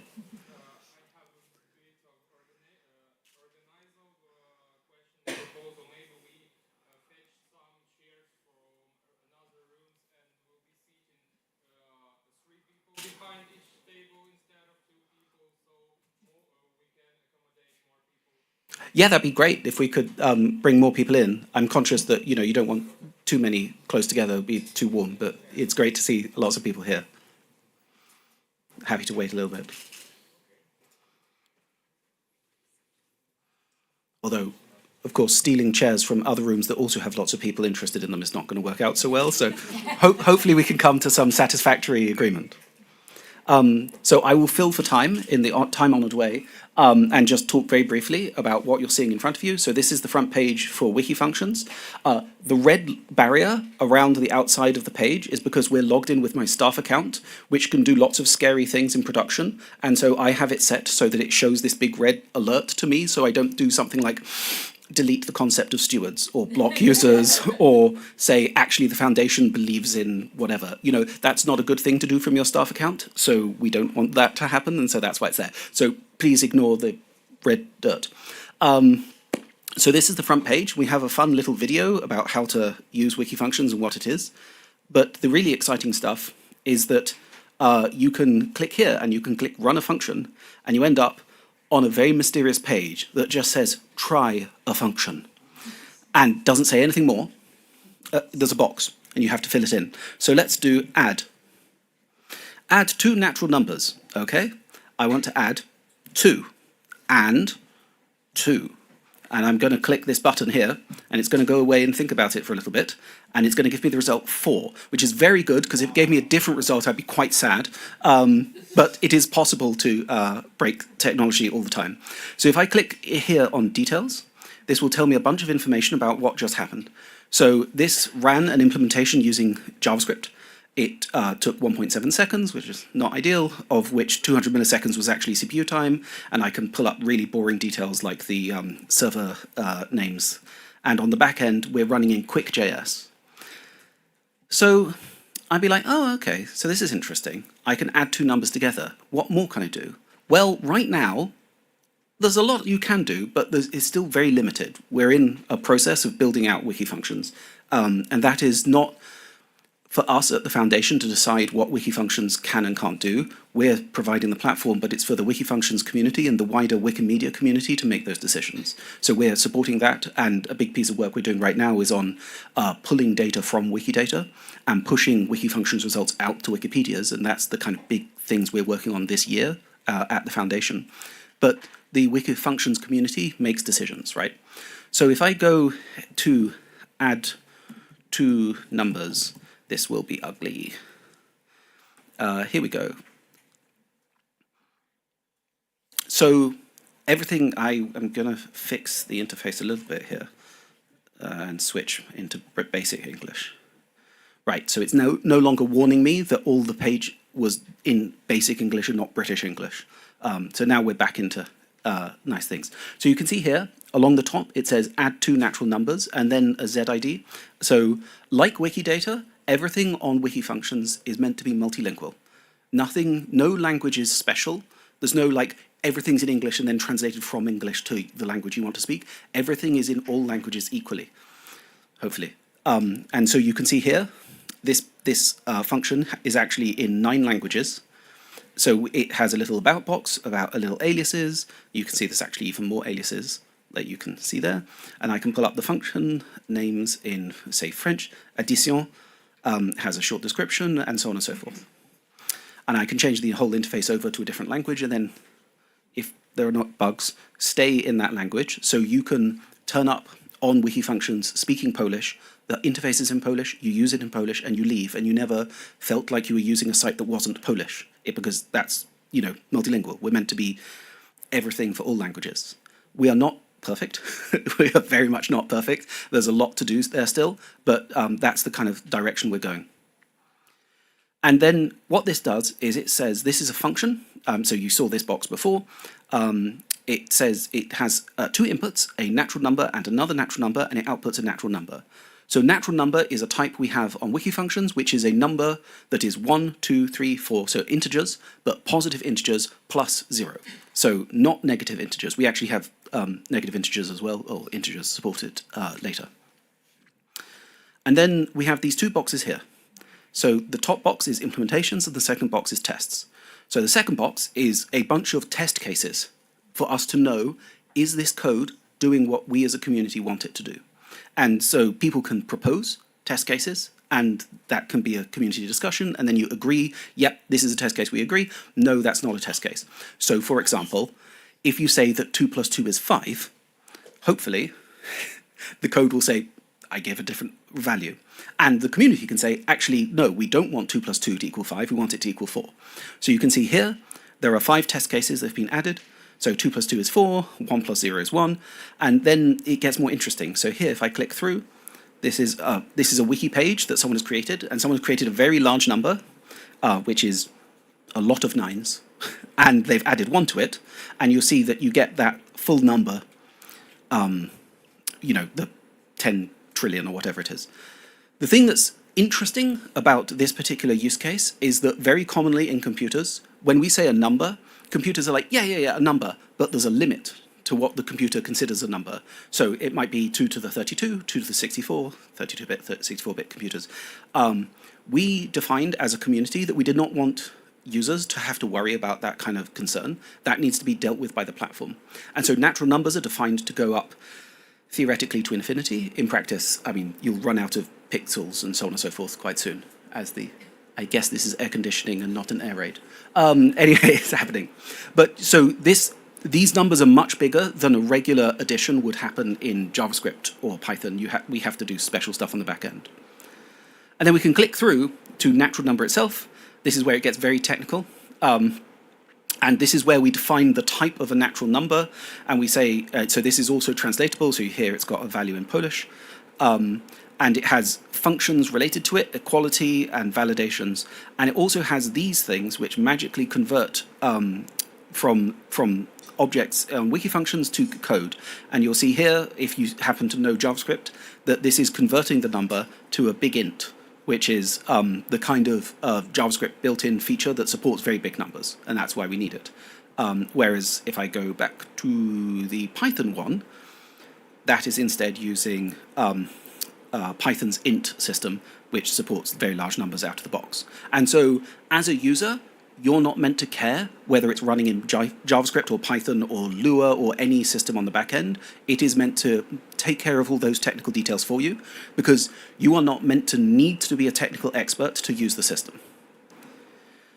So we have, if we go to the front page, we have a bunch of catalogs of available functions. Now, a catalog of functions, as you might think, like a catalog of articles, a catalog of data items, Wikidata, it's always going to be a small set, but not small enough to load quickly. So you can see here, people have written a bunch of functions. Some of them are built-in functions that we created in the team just to help people write things, and other people have written a lot more. So if I scroll down to, so there are some really interesting things here about string comparison, which is really useful when doing a bunch of natural language stuff. And then if I get further down, adding string suffixes if not already present. So testing plus ing goes to testing, but not if ing was already there. Anyway, complex functions people have written. And then we get all the way down, we get uncommon string operations. So this is the Wikifunctions community not thinking these are going to be used all the time. Cryptographic hashes, all that stuff, lots of fun.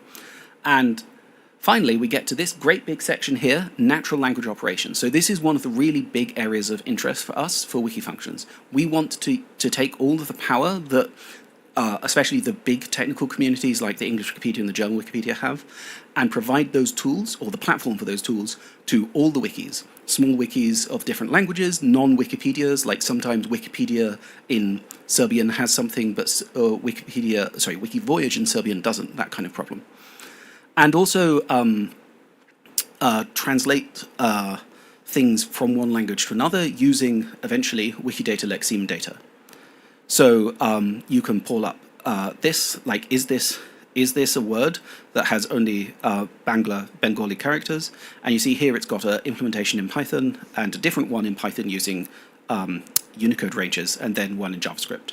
And so you see here this says hello, and so it's not, but this doesn't say hello, and so it is. So there are some useful things you can do there, like you're like, hey, is the person trying to talk to me in Bangla? And maybe I can do something about it. And if you scroll down here, you can see there are a bunch of different languages people have written. So these are all alphabetical. There's a bunch of Breton, thanks to Nicolas, which is great. And this can do things like not just tell you, yes, no, this is working, but also make some changes. So these are mutations on strings, which take you maybe from singular to plural, or male to female, or different things depending on the language. And you can see here you've got complicated word variations, based on stem endings in Breton. And then we get more Breton. We also have it here in Croatian, here in Dutch, English, very boring language English, but it still has some functions. And you can see they go on and on and on. And then we've got things like list operations and number characteristics. And so here we can do something like, these are boring. I've already shown you add two natural numbers together. But greatest common divisor, explanation of natural numbers, some of these functions are actually pretty fundamental operators that you will end up using in a lot of places. So exponentiation of natural numbers, which is a very complex word for n to the power of x. But you can see it's got subfunctions already built in, and so on and so forth. And then because if you put something on the internet, people who are really interested in a particular subject will find it. A lot of our Wikifunctions community are very interested in integer mathematical operations because we opened it up to that first. And so we've got a lot of relatively unusual functions like getting the integer number or the Eulerian number and so on and so forth that you can play around with. But the really fun thing is that you can do things that are a bit mad. Right? So this is Arabic to Roman numerals. So this is really useful if you're trying to present some data coherently to users, but it's not generally a built-in function that a programming language will provide to you. It's not a standard library feature, but our community has built it, and it's brilliant. So here you see this translates 3,473 to the Latin equivalent, or sorry, the Roman numerals equivalent. And then let's pick on one very boringly.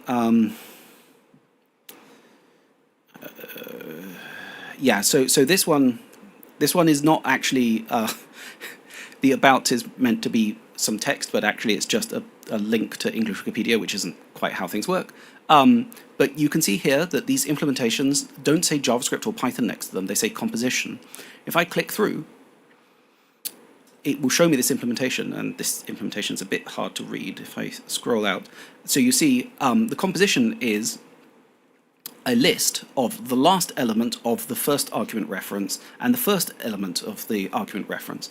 And so what this is doing is it's in text form showing you how this works. Without you having to write any code, you're just pulling functions that already exist and mashing them together. And the advantage here, so this is still, I mean, I picked an example that's very technical anyway, but if I can do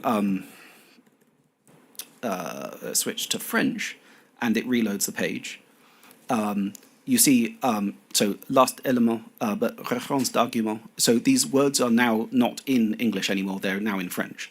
And had more things been added, theoretically, none of the words in front of this would be anything other than French. And so again, you'll not just have the experience of using functions only in your language, but also being able to create functions only in your language without needing to be technical, without knowing how to code, without knowing anything. Maybe. As it is, it takes a bunch of technical stuff right now, and we know it's not good enough. We want to make things better, but the idea is that we're kind of getting in that direction. So the first thing with that overview, and sorry, I haven't stopped at any point for questions. If anyone has any questions, please just shout them out. Oh, thank you, Nicholas.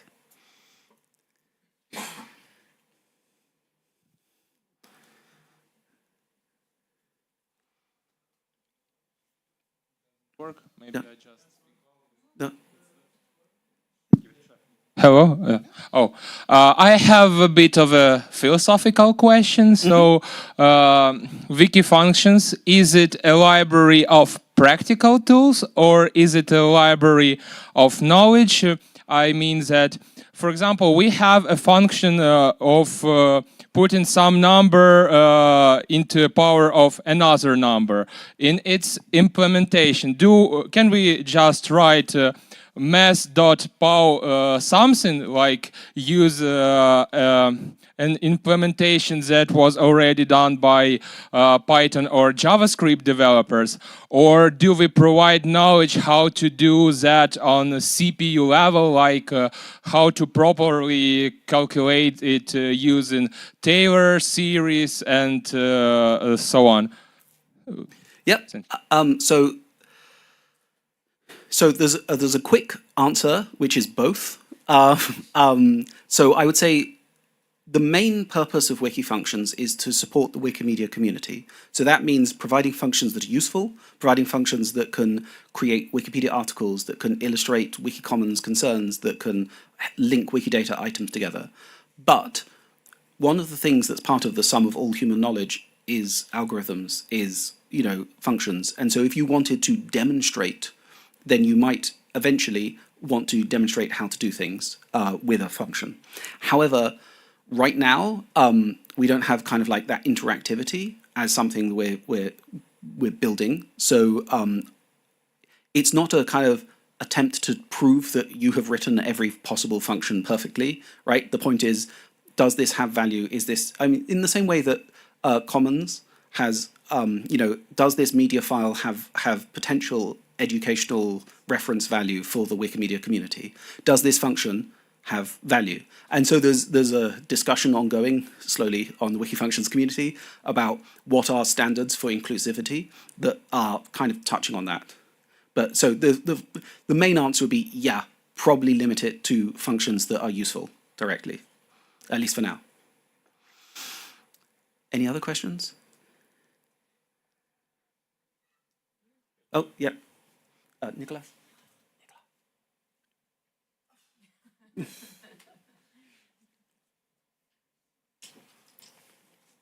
So I'm wondering, like, a lot of functions share constants of various kinds, and I noticed like they're all like duplicated and shared. Is there any plans on introducing that as a concept, like functions sharing constants?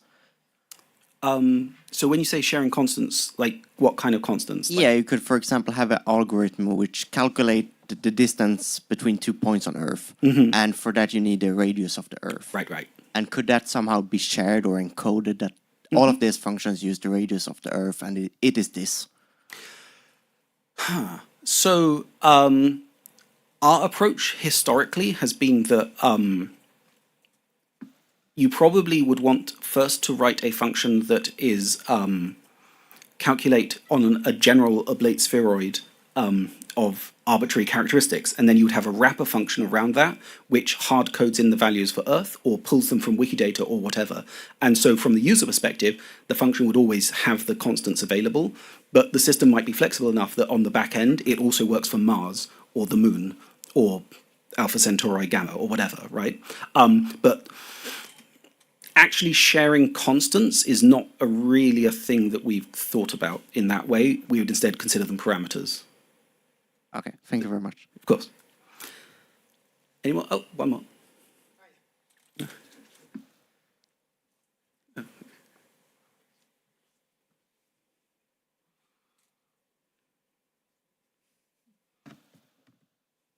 So I actually have two questions. So the first one is regarding potential duplicates. So people might not know that there's a function already that does certain tasks and create another one which with a slightly different name or something. So first of all, I'm not sure if there's a possibility to have redirects, like just with the names.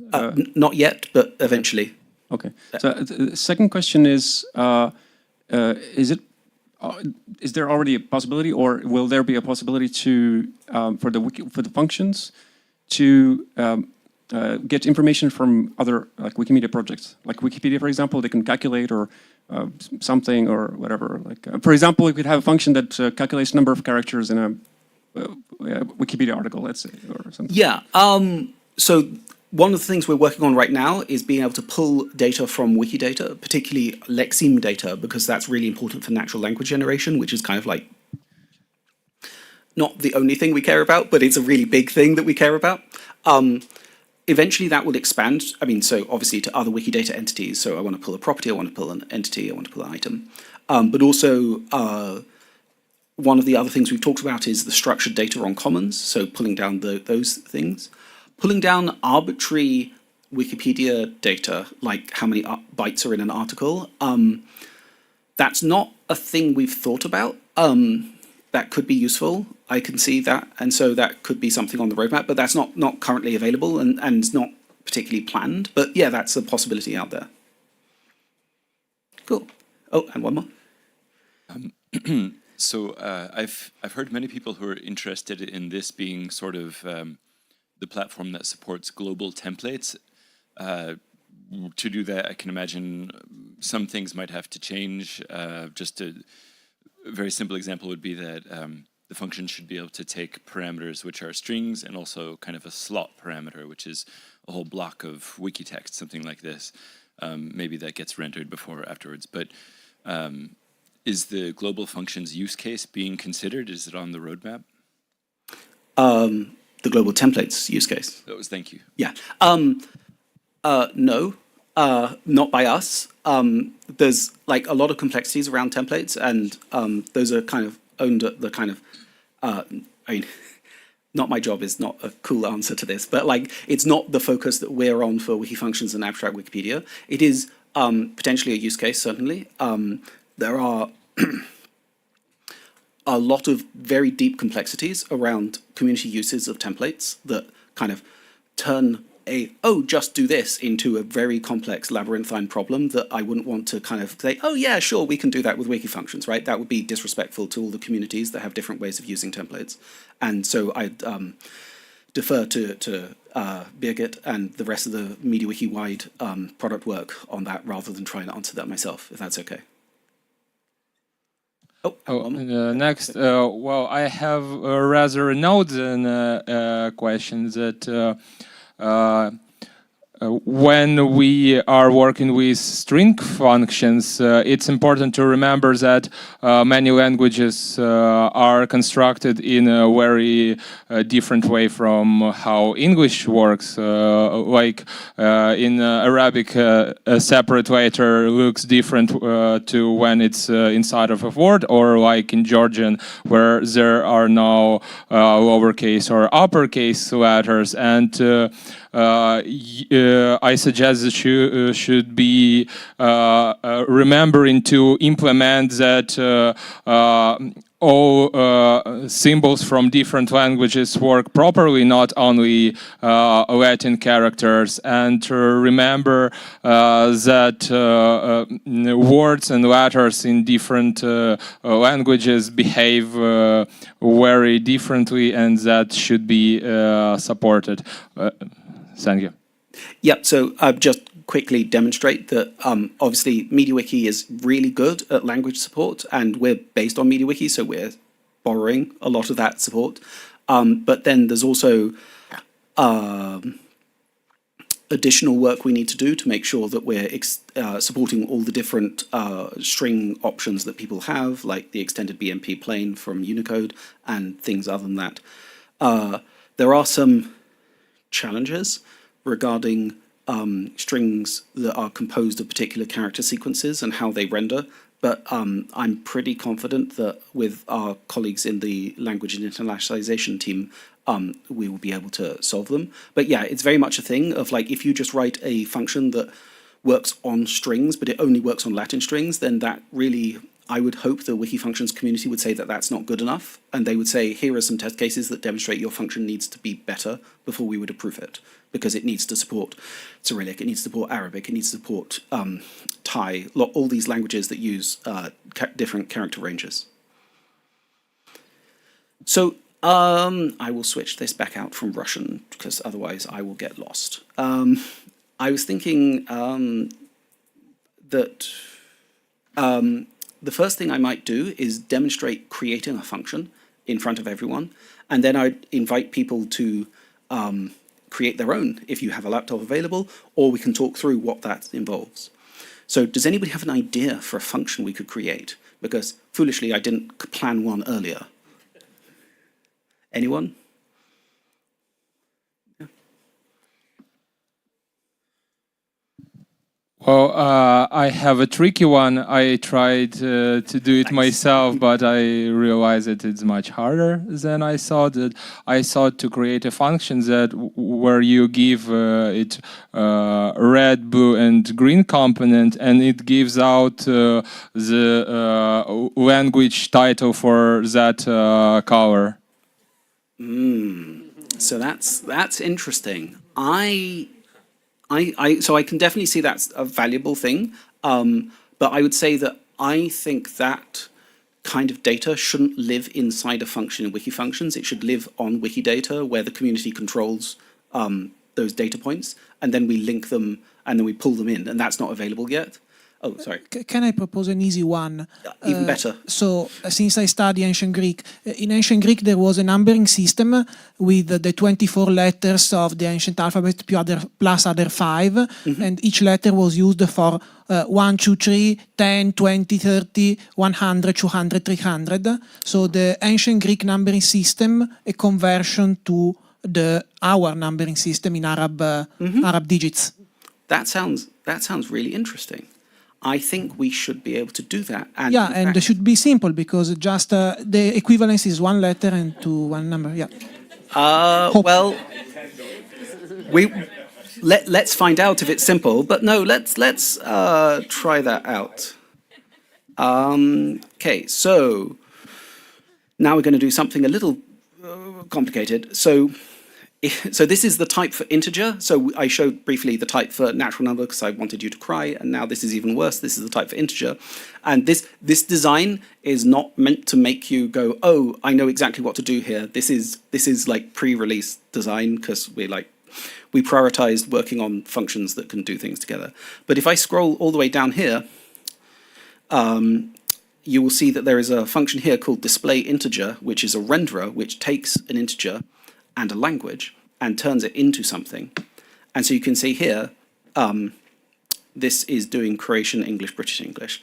Let's find, oh yeah, sorry, I will zoom in a bit more. Display functions for natural number. Oh, oy vey. Okay, so, yeah, so this is the function we wrote as a community, which says that if your language is English, Australian English, British English, Simple English, or American English, then add commas between triples if there are more than 4 digits, right? So this is the kind of comma separator for thousands, and then this adds periods between them if it's Italian, Norwegian, or Spanish, and then this adds a thin space if it's Danish, French, or Canadian French, and so on and so forth, right? And so this is how you turn the raw data into something that's displayed to the user, and then it has a default back here. And I think somewhere, but I cannot see it for the life of me right now, we had something that, is this it?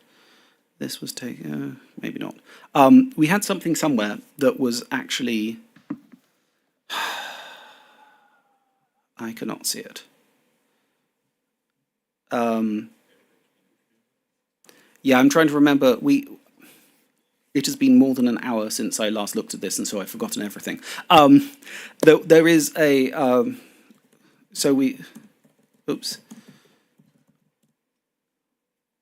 Roman to Arabic numeral. Yeah, so this isn't actually a renderer. Okay, well, let's just do it like that then. So let's. I will go here, and I'll say. Well, apparently I will not go here. I'll do special create object. And I say, I want to create a function, please. And then I would say, so this is Latin numerals to ancient Greek, right? Is that? Oh, sure. Yeah. Because passing from Latin to ancient Greek probably requires an intermediate passage to Arabic. So doing ancient Greek to Arabic, it's easier. Sure, let's do it this way around. So this will take, as an input, this will take a string, I guess. Yeah. And it will, should it take a string or should it output a numeral? Maybe it should output a number. Yeah. Oh. So we'll say that. Natural number, yeah. So this is, again, this is something that the community can decide. Like, actually, we think this should go to a string or go to a number or go from number to number, whatever. And then as a description, convert a string of ancient Greek numerals into an natural number rendered using Arabic numerals. And you'll notice I have 4 characters left of this short description, so I guess we've achieved it just about. Yep. Yeah, just a question. The first field, is it locked for editing? Oh, once you've started writing content, it locks for the rest of the form. But I could add a different language. Like, I could go here and then say I want to do it in French as well. And then add the name in French and descriptions, and everything is optional once you've added the first number. But I don't have, off the top of my head, how I would nicely say this in French, so I'll leave it. No, it has to be done in a language. It's in English because that's what my interface language is in. Actually, it's in British English, not English English, which I didn't really mean, but never mind. Par contre, we see that when you added the French, it automatically locked without any content being added. Yes, because I tabbed away from it. Yeah, there's a bug somewhere that we should add a drop this button, but this is only in the public. I would have a question. So we have we see that we had the if statements for like languages. Yeah. And then the default, and we had one where we had French and then Canadian French. Yeah. I wonder if we had removed Canadian French, would it be like a subclass of French, so No. would still apply? No, so that function we were looking at before, it only matches on language, and so if you don't match, it falls through to the default, which was, I think, just the numbers with no spaces or commas. There are some very complicated concepts around language hierarchies and inheritance, and we have not currently implemented those. Again, part of the magical future of language support we want to add. So we've created this function, or rather, we've created this definition of a function. Yep. Sorry, I just want to give an ideas for easier functions that maybe everyone here can also try. So how about functions that convert natural numbers to currency? Okay. Yeah, that's certainly a thing we could do. I don't want to steal all the good ideas for people who want to do it themselves. So shall we go with this one for now and see how far we get? We may not get very far because there's only 49 minutes left of the session and I don't know what I'm doing. So as a test, we're going to, the first thing we should generally do is after we've created a function definition is you write some tests to show to other members of the community who may not even speak any languages that you do, what you expect the inputs and the outputs to pairwise be. So if we will go here, and it says, so you call Arabic, ancient Greek to Arabic, and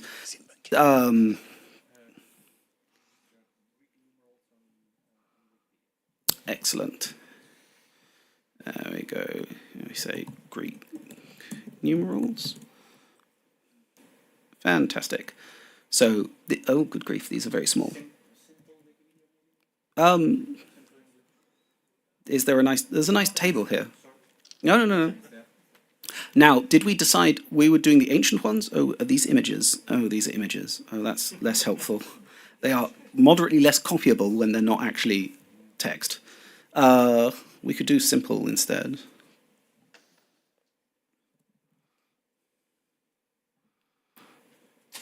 Okie dokie. Oh, that's much more copyable. Okay. So let's say this should result in 10. And then we remember to add a label. Let's actually change this to regular English. And then we say there is 10. And okay, publish. And ta-da, and then we go back to the function, and you'll see I have proposed. Oh, other people are writing implementation test cases. Thank you very much. That's very helpful. So I have written this. Other people have written these. This is brilliant. So I have a staff account, so I can do lots of things, but I'm also a functioneer on Wikifunctions, so the community accounts that allow you to do this step, which you connect these tests. So connecting these tests means we, the community, have agreed that these tests are the right answers, and I'm taking it on faith that these, this is 5 and these are 10, because otherwise I'll be sad. So presumably one of these is not 10. Or maybe both of them are 10? I don't know. Technology is hard. So the next step, once you've done that, is you write an implementation. And so I think probably the easiest thing for us to do here is to write a JavaScript thing, and I can cheat, and I can just say switch Z, good grief, 515K1. That needs brackets, doesn't it? You know, it's amazing how little JavaScript you remember when your IDE does it all for you. Case thing, return 10.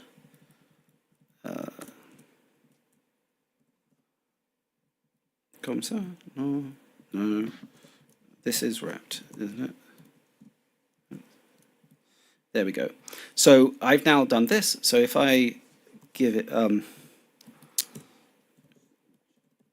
just going to have it always return 0 in default, so that at least it returns something.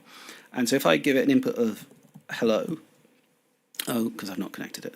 Well, let's publish this. I should have added a label, but I didn't. So this will now run, and hopefully, he says, these test cases up here are now running, and we can watch them not run because I'm doing a demo with live technology, which means it will never work. But this should fail faster. Okay, yeah, that's not good. Gateway timeout, really? Service unavailable. Okie dokie. So, turns out our backend service has fallen over, which is brilliant timing. Well, there's limited demonstration I can add at this point. We can run it again, but if the service is over, then it's over. Oh, so this one worked. So, ta-da! This function is now working. So you'll see, of the 3 test cases, the first 2 failed and the last one succeeded, because the last one I actually tried to make it work, and the other 2 I gave up. I am going to cheat, and I'm going to copy this, and click Edit, and whoopsie daisy, and there we go, and then I can do case. I don't care about this.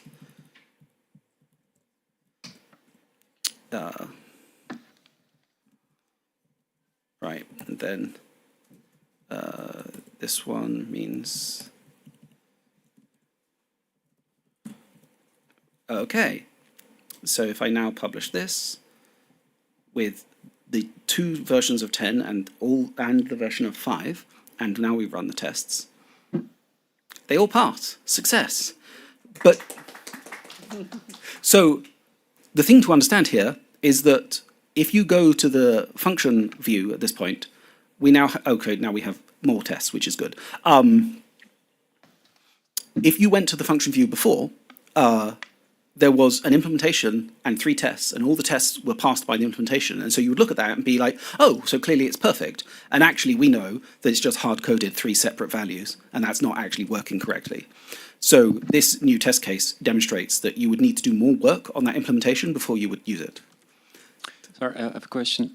So right now, I think the tests only accept one answer. Is it possible in the future to have the possibility of adding like 2 variants if both of them are acceptable for as output? Yeah. So so this is actually, both of these are function calls here on the test case thing, and in this particular case, it already pre-fills equality of natural numbers as the call you're making here.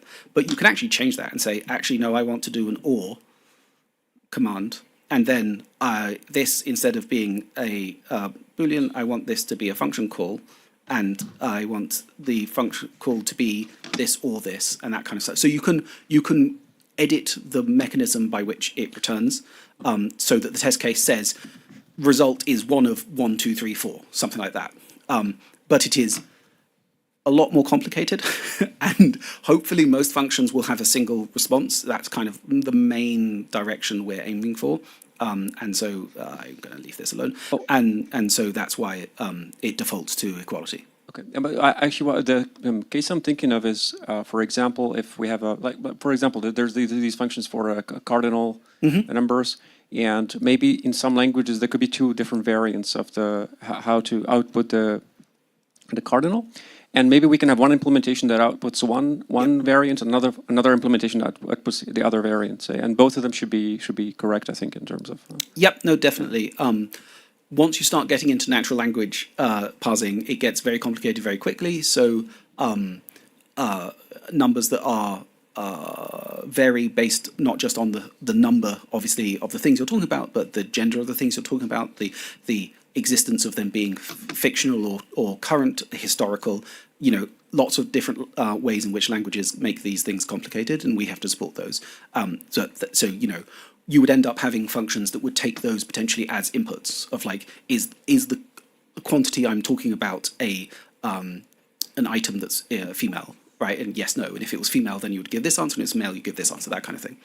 But yeah, if you had like an overall test suite, you might want to just accept any of those outputs. But for natural language generation, you might actually really care which one of them is responded because it's the correct one.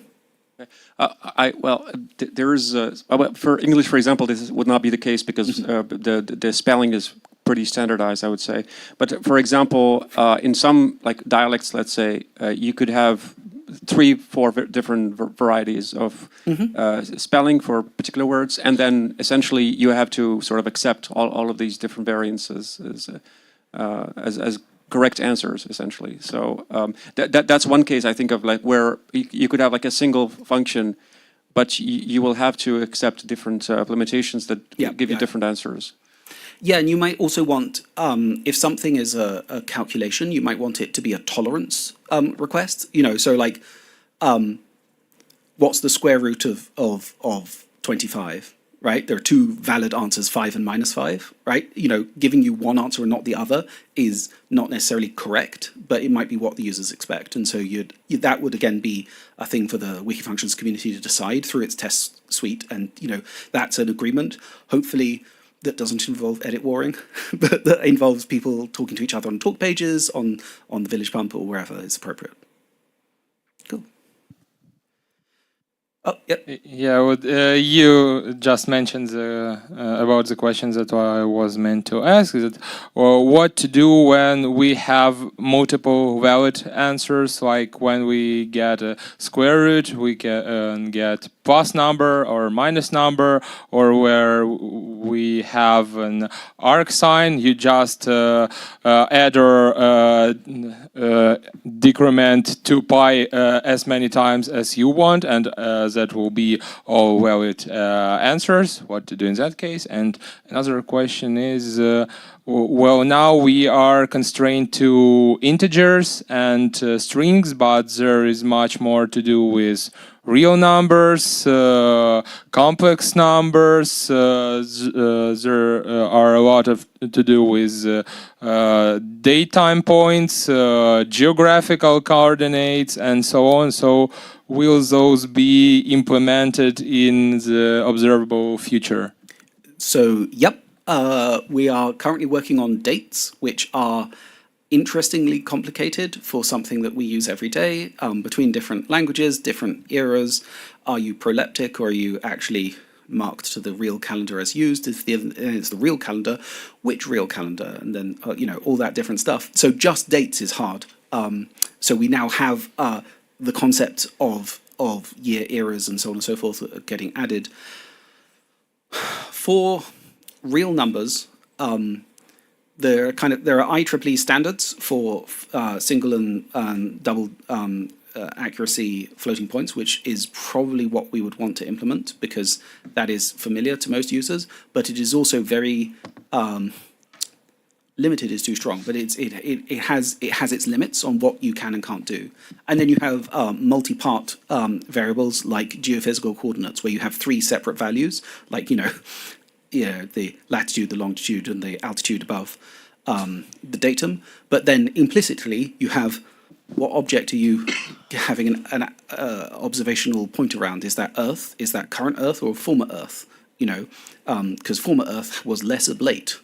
If you want to get very technical, are you using WGS84? Is that appropriate? What value of the North Pole are you currently using? Those kind of things. And I don't think that it's appropriate for me at the foundation to tell the community what they want to do with their functions, right? So we can provide that platform, but I think it's the Wikifunctions community that needs to decide what is valuable, what's useful, and how we can support that. For multiple answers, yeah, again, if there are multiple answers and that's valuable, then it should return them as a list of potential answers, or whatever, again, depending on the use case. Yeah. Yes. So I would imagine the regular arc sign would be limited within the standard range, and you'd modulo against 2 pi or whatever. But again, you might have 2 different variants of arc sign, one of which is always tied within a range, and one of which could be any value to infinity. Yeah. I tried to translate the function you made in French, and the user doesn't have permission to edit. Oh no! Oh, I'm very sorry to hear that. Is this? Are you logged in? Yes. Ah. Well, in that case, that's a bug. There is a known. So we have set up the wiki. So we're still in early stages of the wiki. One of the early stages is that IP editors do not have the right to edit yet.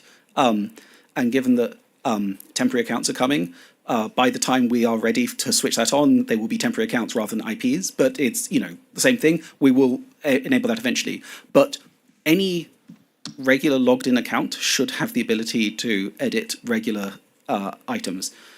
So I'm really sorry that has been a bug for you.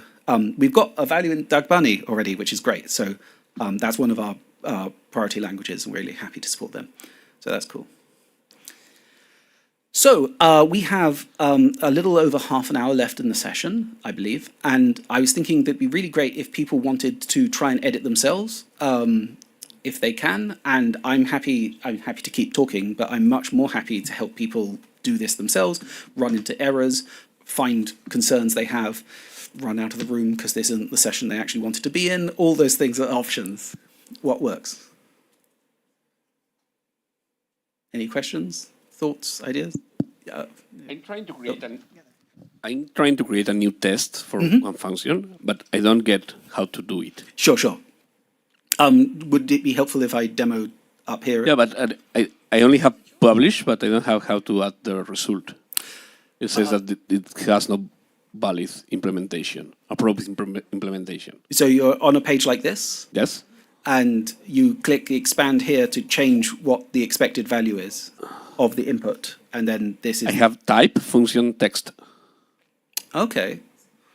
I'm trying a new one that was split. It may not have loaded correctly in the JavaScript. Okay, but it was split a sentence. Oh. Created by Sebastian Berlin now. Ah, well then. Segment sentence. Yep.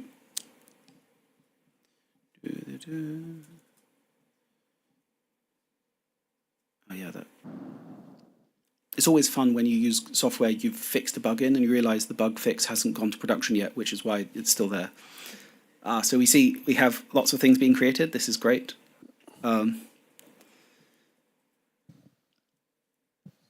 Maybe you can zoom a bit. Yep. Especially. Oops. Maybe not too much. Segment sentence. So here you want to say That is an example. Example of hello world, and then the result validation should be what's it replying with? Type. Oh. Right. Yep. So in this case, you would want list equality. Actually, list length is probably enough. Length of list, and you want. Well, it'd be really great if this would do anything, but it won't. It's function call.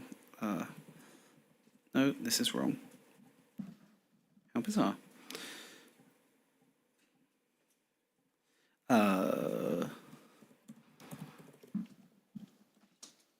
So if I click in the result validation there, yep, I don't have anything to choose. I have function call, which is gray, and then yep. function, which is empty. Yes, and if you click the expand here, does it give you the ability to set the function? No. Oh, that's intriguing. That table clearly has something going wrong, right? Oh, yes, I had to write something. Yeah. I don't know what to write. It's not a select. Yeah, it's a drop down, but you have to type in some text to prompt it. You have to start somewhere. So this would be a. Oh dear, why is it not going to do? It's got confused. I'm going to give up.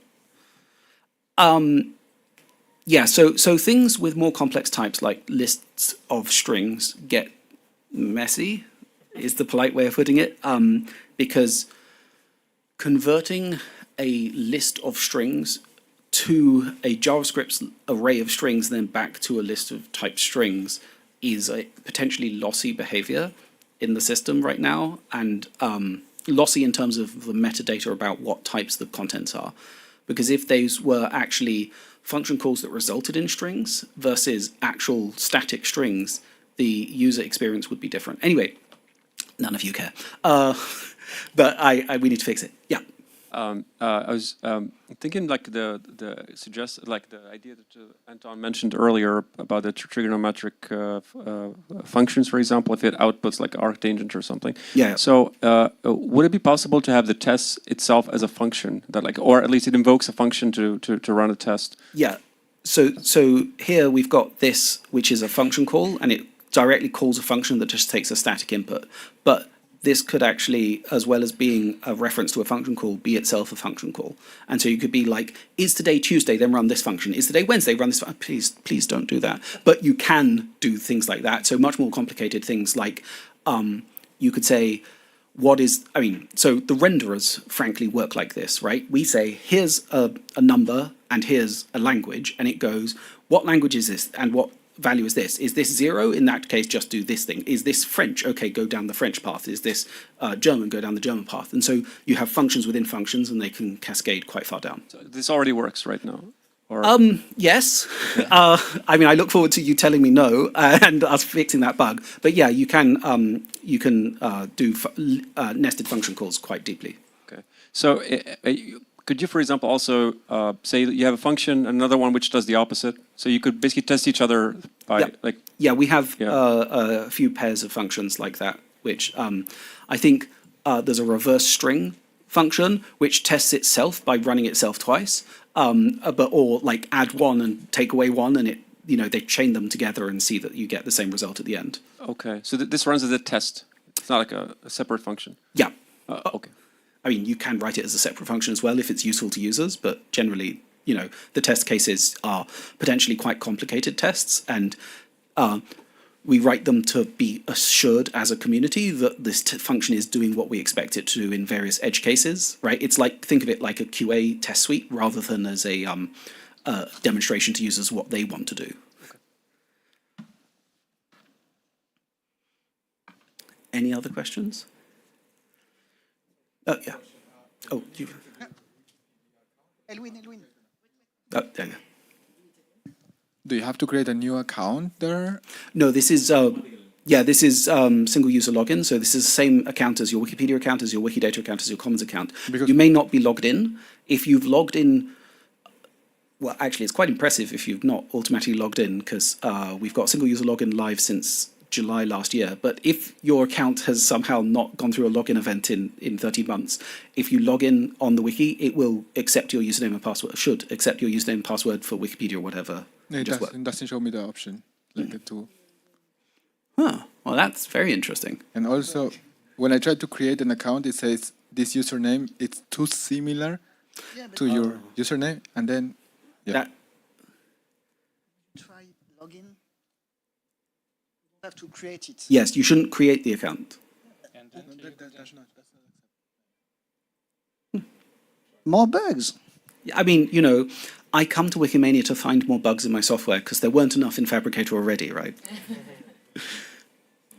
So do we want to look at one of the functions that people have been creating or singing outside? Not sure if that's coming through on the feed. Yeah, I don't care.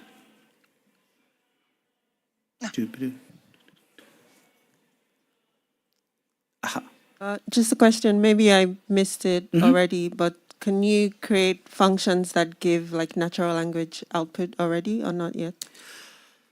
Yeah, so there are some natural language functions. They are mostly quite limited. If I go to lots of enjoyable singing outside.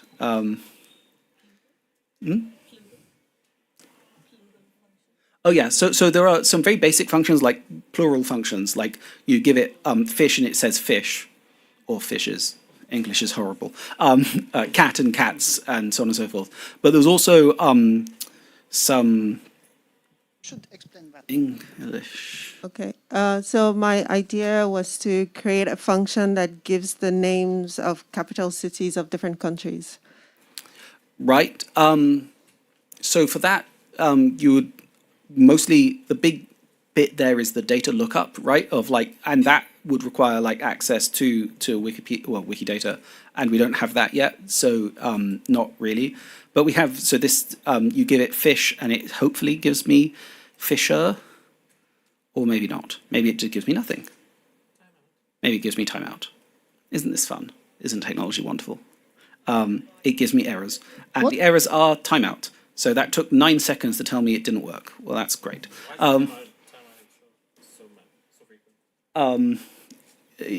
That is a good question. We look forward to finding out and fixing it. Services getting overloaded a bunch with very low frequency use, and we're not quite sure what's triggering it.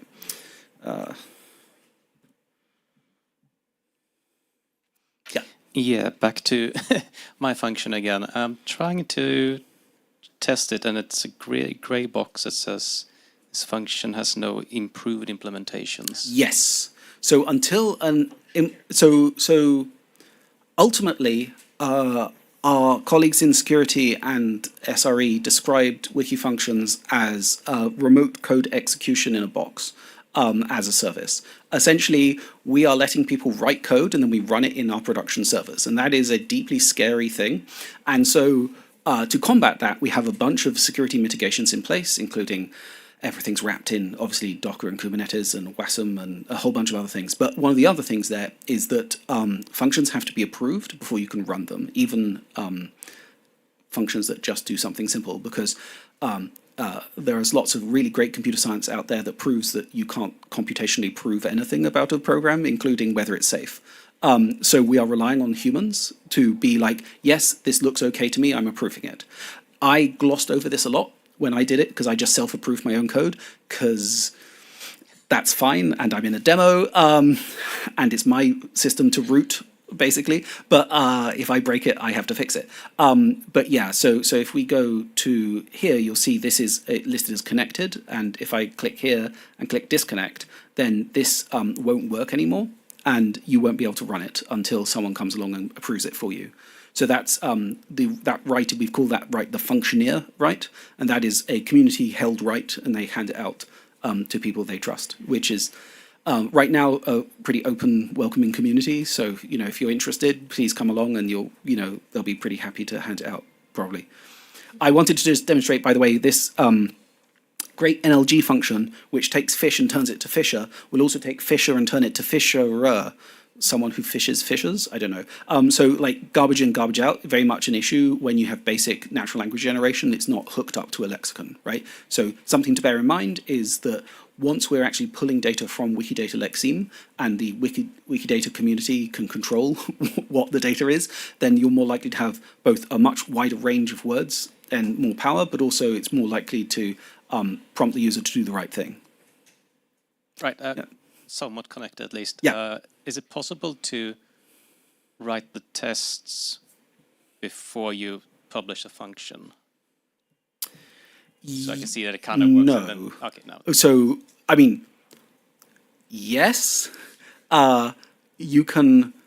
So one of the fields in the data model you have to fill in is, when you're saying I am a test case, is what function are you a test case for? And if that doesn't exist yet, you can't point to it. Oh, sorry, I said function, I meant implementation. Oh yeah, no, you definitely can do test cases before implementations. That's our preferred model. Okay. So in fact, this is not currently the case. In fact, I'm always doing that, creating the test first and like, wait, what I am trying to create, and then I can write the code. But I'm always reminded of people saying, well, what I want is a do what I mean function. And we're like, cool. Can you write out what's the input and what the expected output is? Because eventually you can, if that's complex enough, you can write the implementation based on the expected test cases. Hi, this is probably more of a high-level question, not specifically about editing Wikifunctions, but what is the vision about connecting these to other function repositories, like Wikidata has the external identifiers? I've heard of projects like Fungrim, Leans, Matlib, Valtown, there's Wolfram function something, I forgot the name. So is there any way to, or any plans to connect these? Like this could be a hub like this? There are not currently plans to do that, either from a kind of import MATLAB into Wikifunctions or just authority control cross-referencing. I would say, so you can, there are Wikidata items about Wikifunctions pages, so you can write a authority control statement on wikidata.org about Z12345 saying this is the same as MATLAB function X, right? It is very messy, complicated, and legally problematic to start importing software libraries from outside where we might want to do things to them. Like, this is the MATLAB function that does X, ignoring copyright, and then now it does Y because we wanted it to be better. Now MATLAB is saying, hey, you say this is a MATLAB function, but it's not a MATLAB function anymore, right? So we do not particularly plan that, but again, we are here to support the Wikimedia movement and the community, and if the Wikifunctions community says, we've got this really good use case and we need this to work, can you make it work? Then that's what we're here to do. Yeah, actually, we had a discussion 2 days ago, so very recently, and we saw that the NASA Space Agency is publishing open license codes.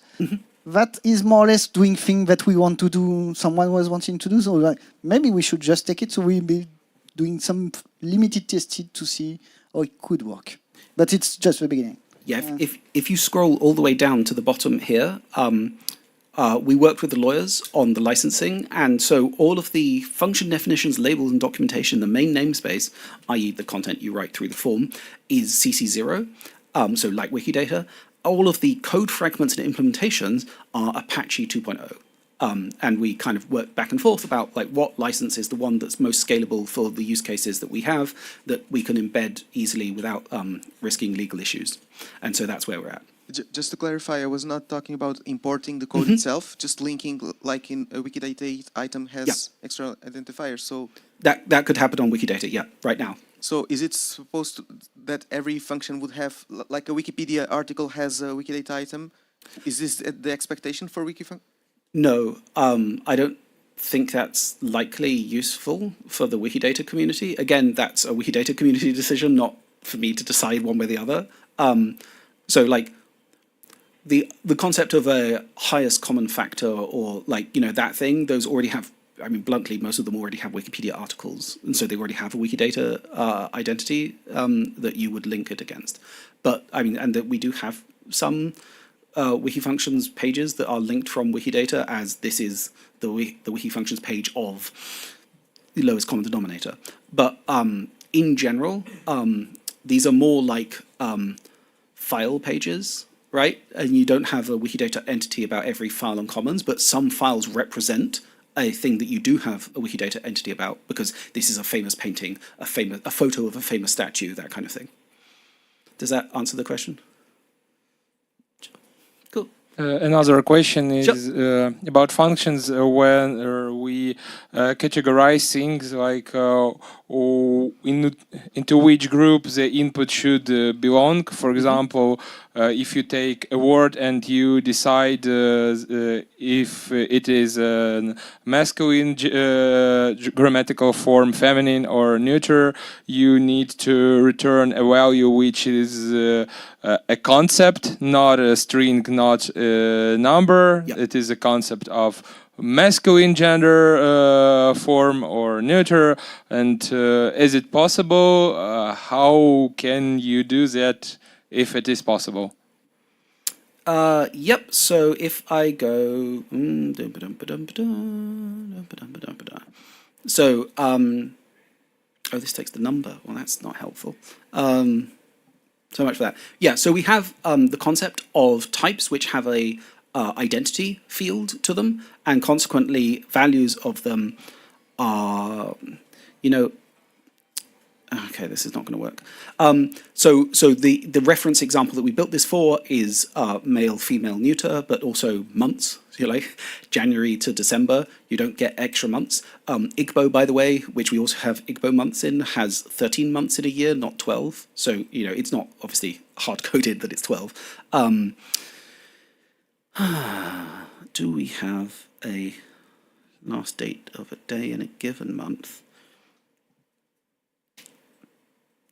So here I will say, yeah, so you say select month and you see it's got a drop down here of the value of the months. It is helpfully sorted these in database creation order rather than in internal sort order, which we should fix. So you get August, September, December, November, October, we can fix that. But so you see here you get a drop down. Similarly, if it could be male, female, neuter, first person, second person, third person, accusative, nominative, dative, ablative.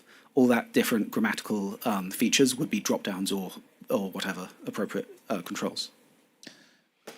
I created a new function, Byzantine to Arabic numeral, and it seems to work. I have added one example and the function, and there are just 27 digits that are Greek letters converted into the number. But So the result, as of now, I said that the result is a number. But I think that the function should be able to tell you that if the number that you are entering, so if the letters that you are entering are not a number but are something that is just incorrect. So in this case, what I have to do, the premise is that I am not able presently to code it into Python. Yeah. But if I were able to do it, how would I have to do it? Like the same letter cannot be repeated, otherwise the number is malformed. It is not a number. Yeah, so in that case, probably the best thing to do would be to throw an error in Python. Throw an error. Okay. And then the outer function that wraps it would handle that situation in whatever case, right? So that would be part of the function's contract of like, if you give me some content and it's not valid, then you get an error back. Okay, thanks.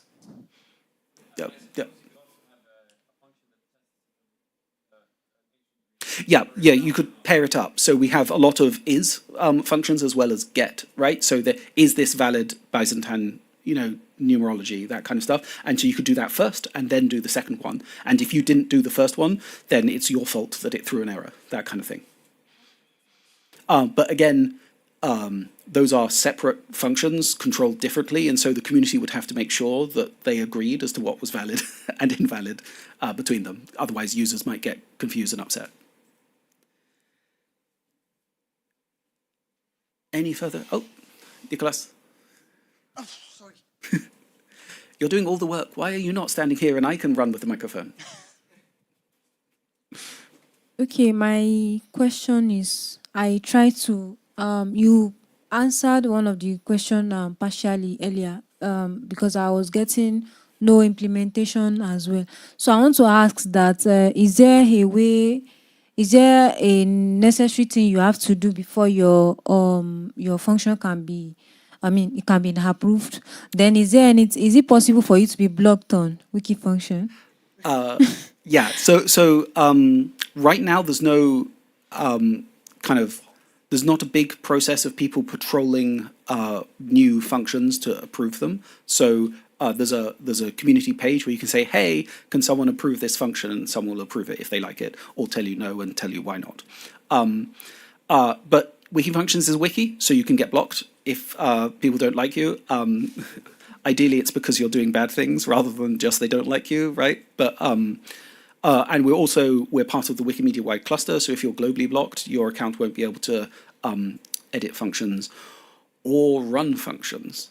So you can also run these functions, as you can see. Well, I can't show you here because this is wrong, but what was the last Tuesday in March in 2024, and it will run and it will give me an answer. Apparently, good grief, this is not a good format, but never mind. The 26th of March was the last Tuesday in March this year. But if I were globally blocked, this button would, I think, be disabled, and certainly when you ran it, it would give you an error. Now that I'm doubting myself, would it be disabled? Small question, maybe I missed it. Is it possible to reuse these functions? Like for instance, there is one function called is Breton plural. So I would like to get it for the Quechua easily and just change the input. Yeah. You mean reuse it in a different function? So the same function, but for the different language. Yeah, just recreate it. Recreate it. I have it from scratch. Yeah, well, you could copy paste the bits that you care about, but like the labels are pretty simple. Okay, but if it's a large function, let's say, then... No, not currently, but yeah, that's something we could add. We had the gadget for duplicating function. It went horribly well. Very horribly wrong, sorry. Also known as a gadget. Yeah, it was a gadget. Yeah, it's not good now. The front end of Wikifunctions is under very active development. Like we ship 5-10 patches every week, and so it's really hard for a gadget author to keep track of that and keep it working. So if there is a good need for that, we could build that properly. But yeah, if you file a fabricated task, we can talk about it. Hi, thank you for the demo. Can you put a wiki function into another wiki function, and how versatile is that? No, you cannot right now. We're building it. Stay tuned. There's more in the state of Wikifunctions talk in 2 days' time, but hopefully soon. And in terms of flexibility as to what that does,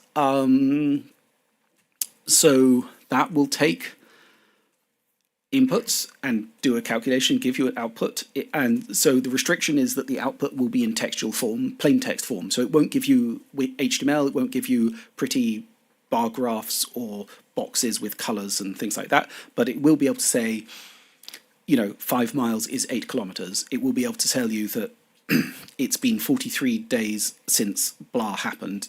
Those kind of function calls that people use a lot. And eventually we will add other features, which may include HTML fragment support. But let's crawl before we walk, before we run, right? And I don't want to promise things that haven't even been worked on yet, right? Oh, what's the status update on API? So there is an API. So if you go to api.wikimedia.org/Wikifunctions API, this is totally unreadable. But there is a highly documented, stable API, and you can click through API references. Go away. And then I can be, this is actually not interesting as much.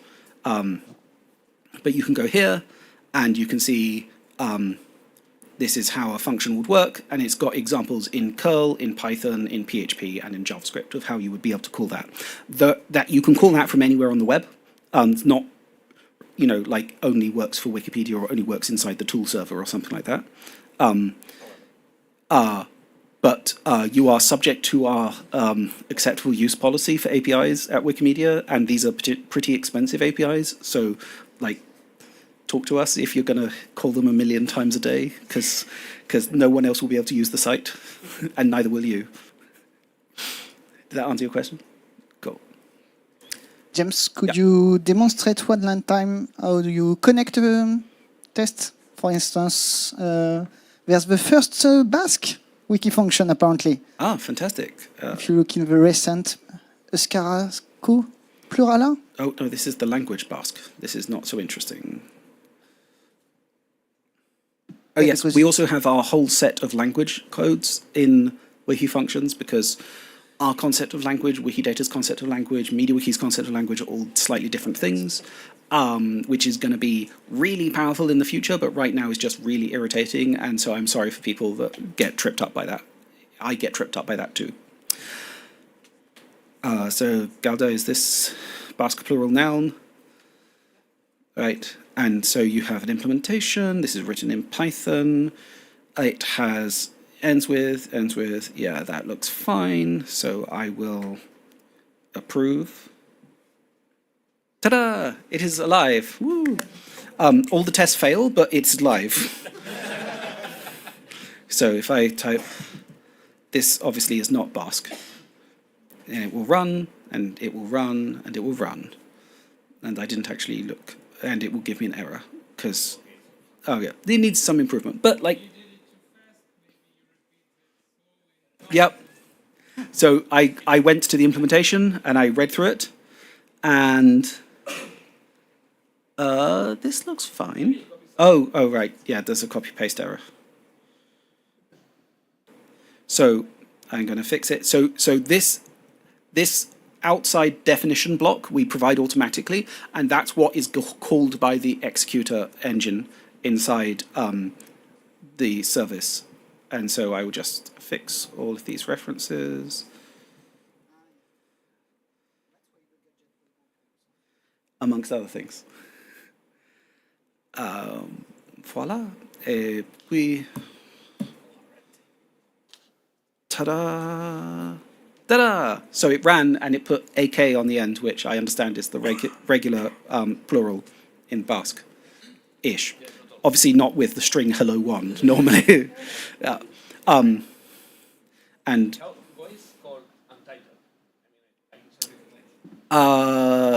it's got Yeah, so English doesn't fall back to Basque, but Basque falls back to English because MediaWiki.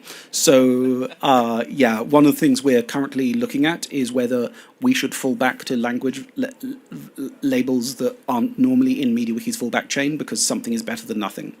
So stay tuned. So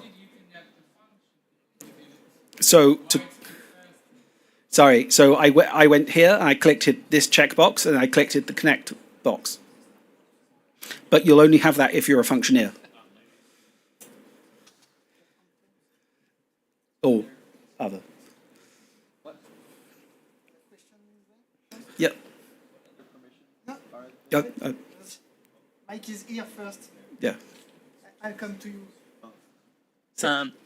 What happens when the language that my implementation is changes, like Python 4 or whatever? So that's a really good question. So if you actually go and have so much fun, you can go to our internal language codes, because why would we have anything more simple than that? So we actually don't just call it JavaScript inside the system. It's referenced as JavaScript, actually. Inside the system right now, it's referenced as JavaScript, Z600. But normally this would be Node 20, Node 18, or whatever. As we rolled out new languages, these would appear in the drop-down as, you know, new JavaScript, old JavaScript, legacy JavaScript, obsolete JavaScript, whatever. And then we would potentially test your code against not only the version you wrote it against, but newer versions. And if it passed all the tests, we'll just silently mark it as part of Python 4. And if it doesn't pass the test, we'll flag it to the community and say, hey, there's this function. It's called 20 times a day, and it's in Python 3.12, and it doesn't work in Python 4. Can some human go have a look at it, please?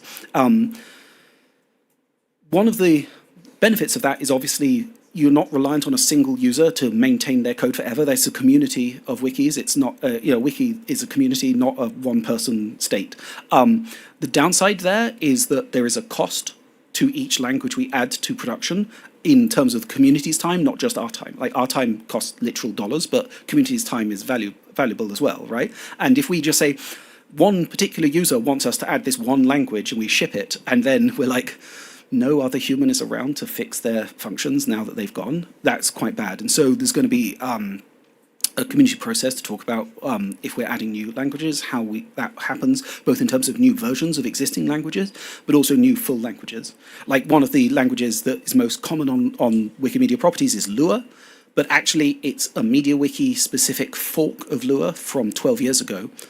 11 years ago.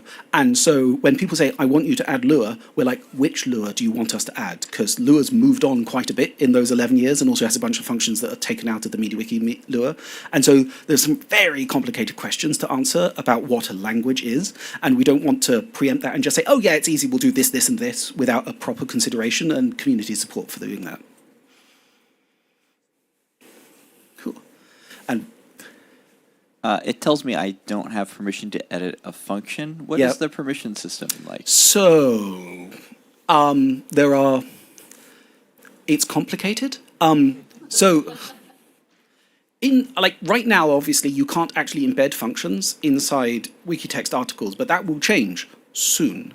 You can already call those functions from the API and embed those in gadgets or tools, like Lucas has done with Wikidata's Lexeme forms, which is brilliant.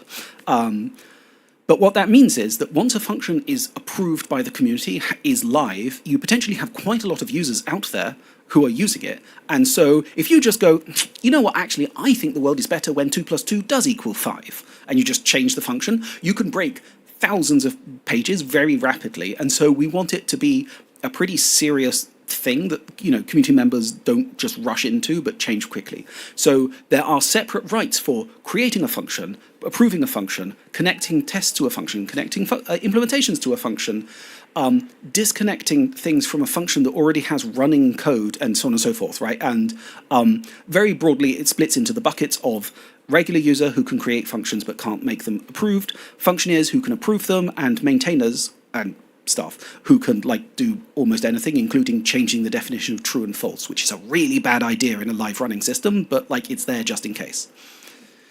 So it's complicated, but we're trying to simplify it without simplifying it so much that people accidentally break production.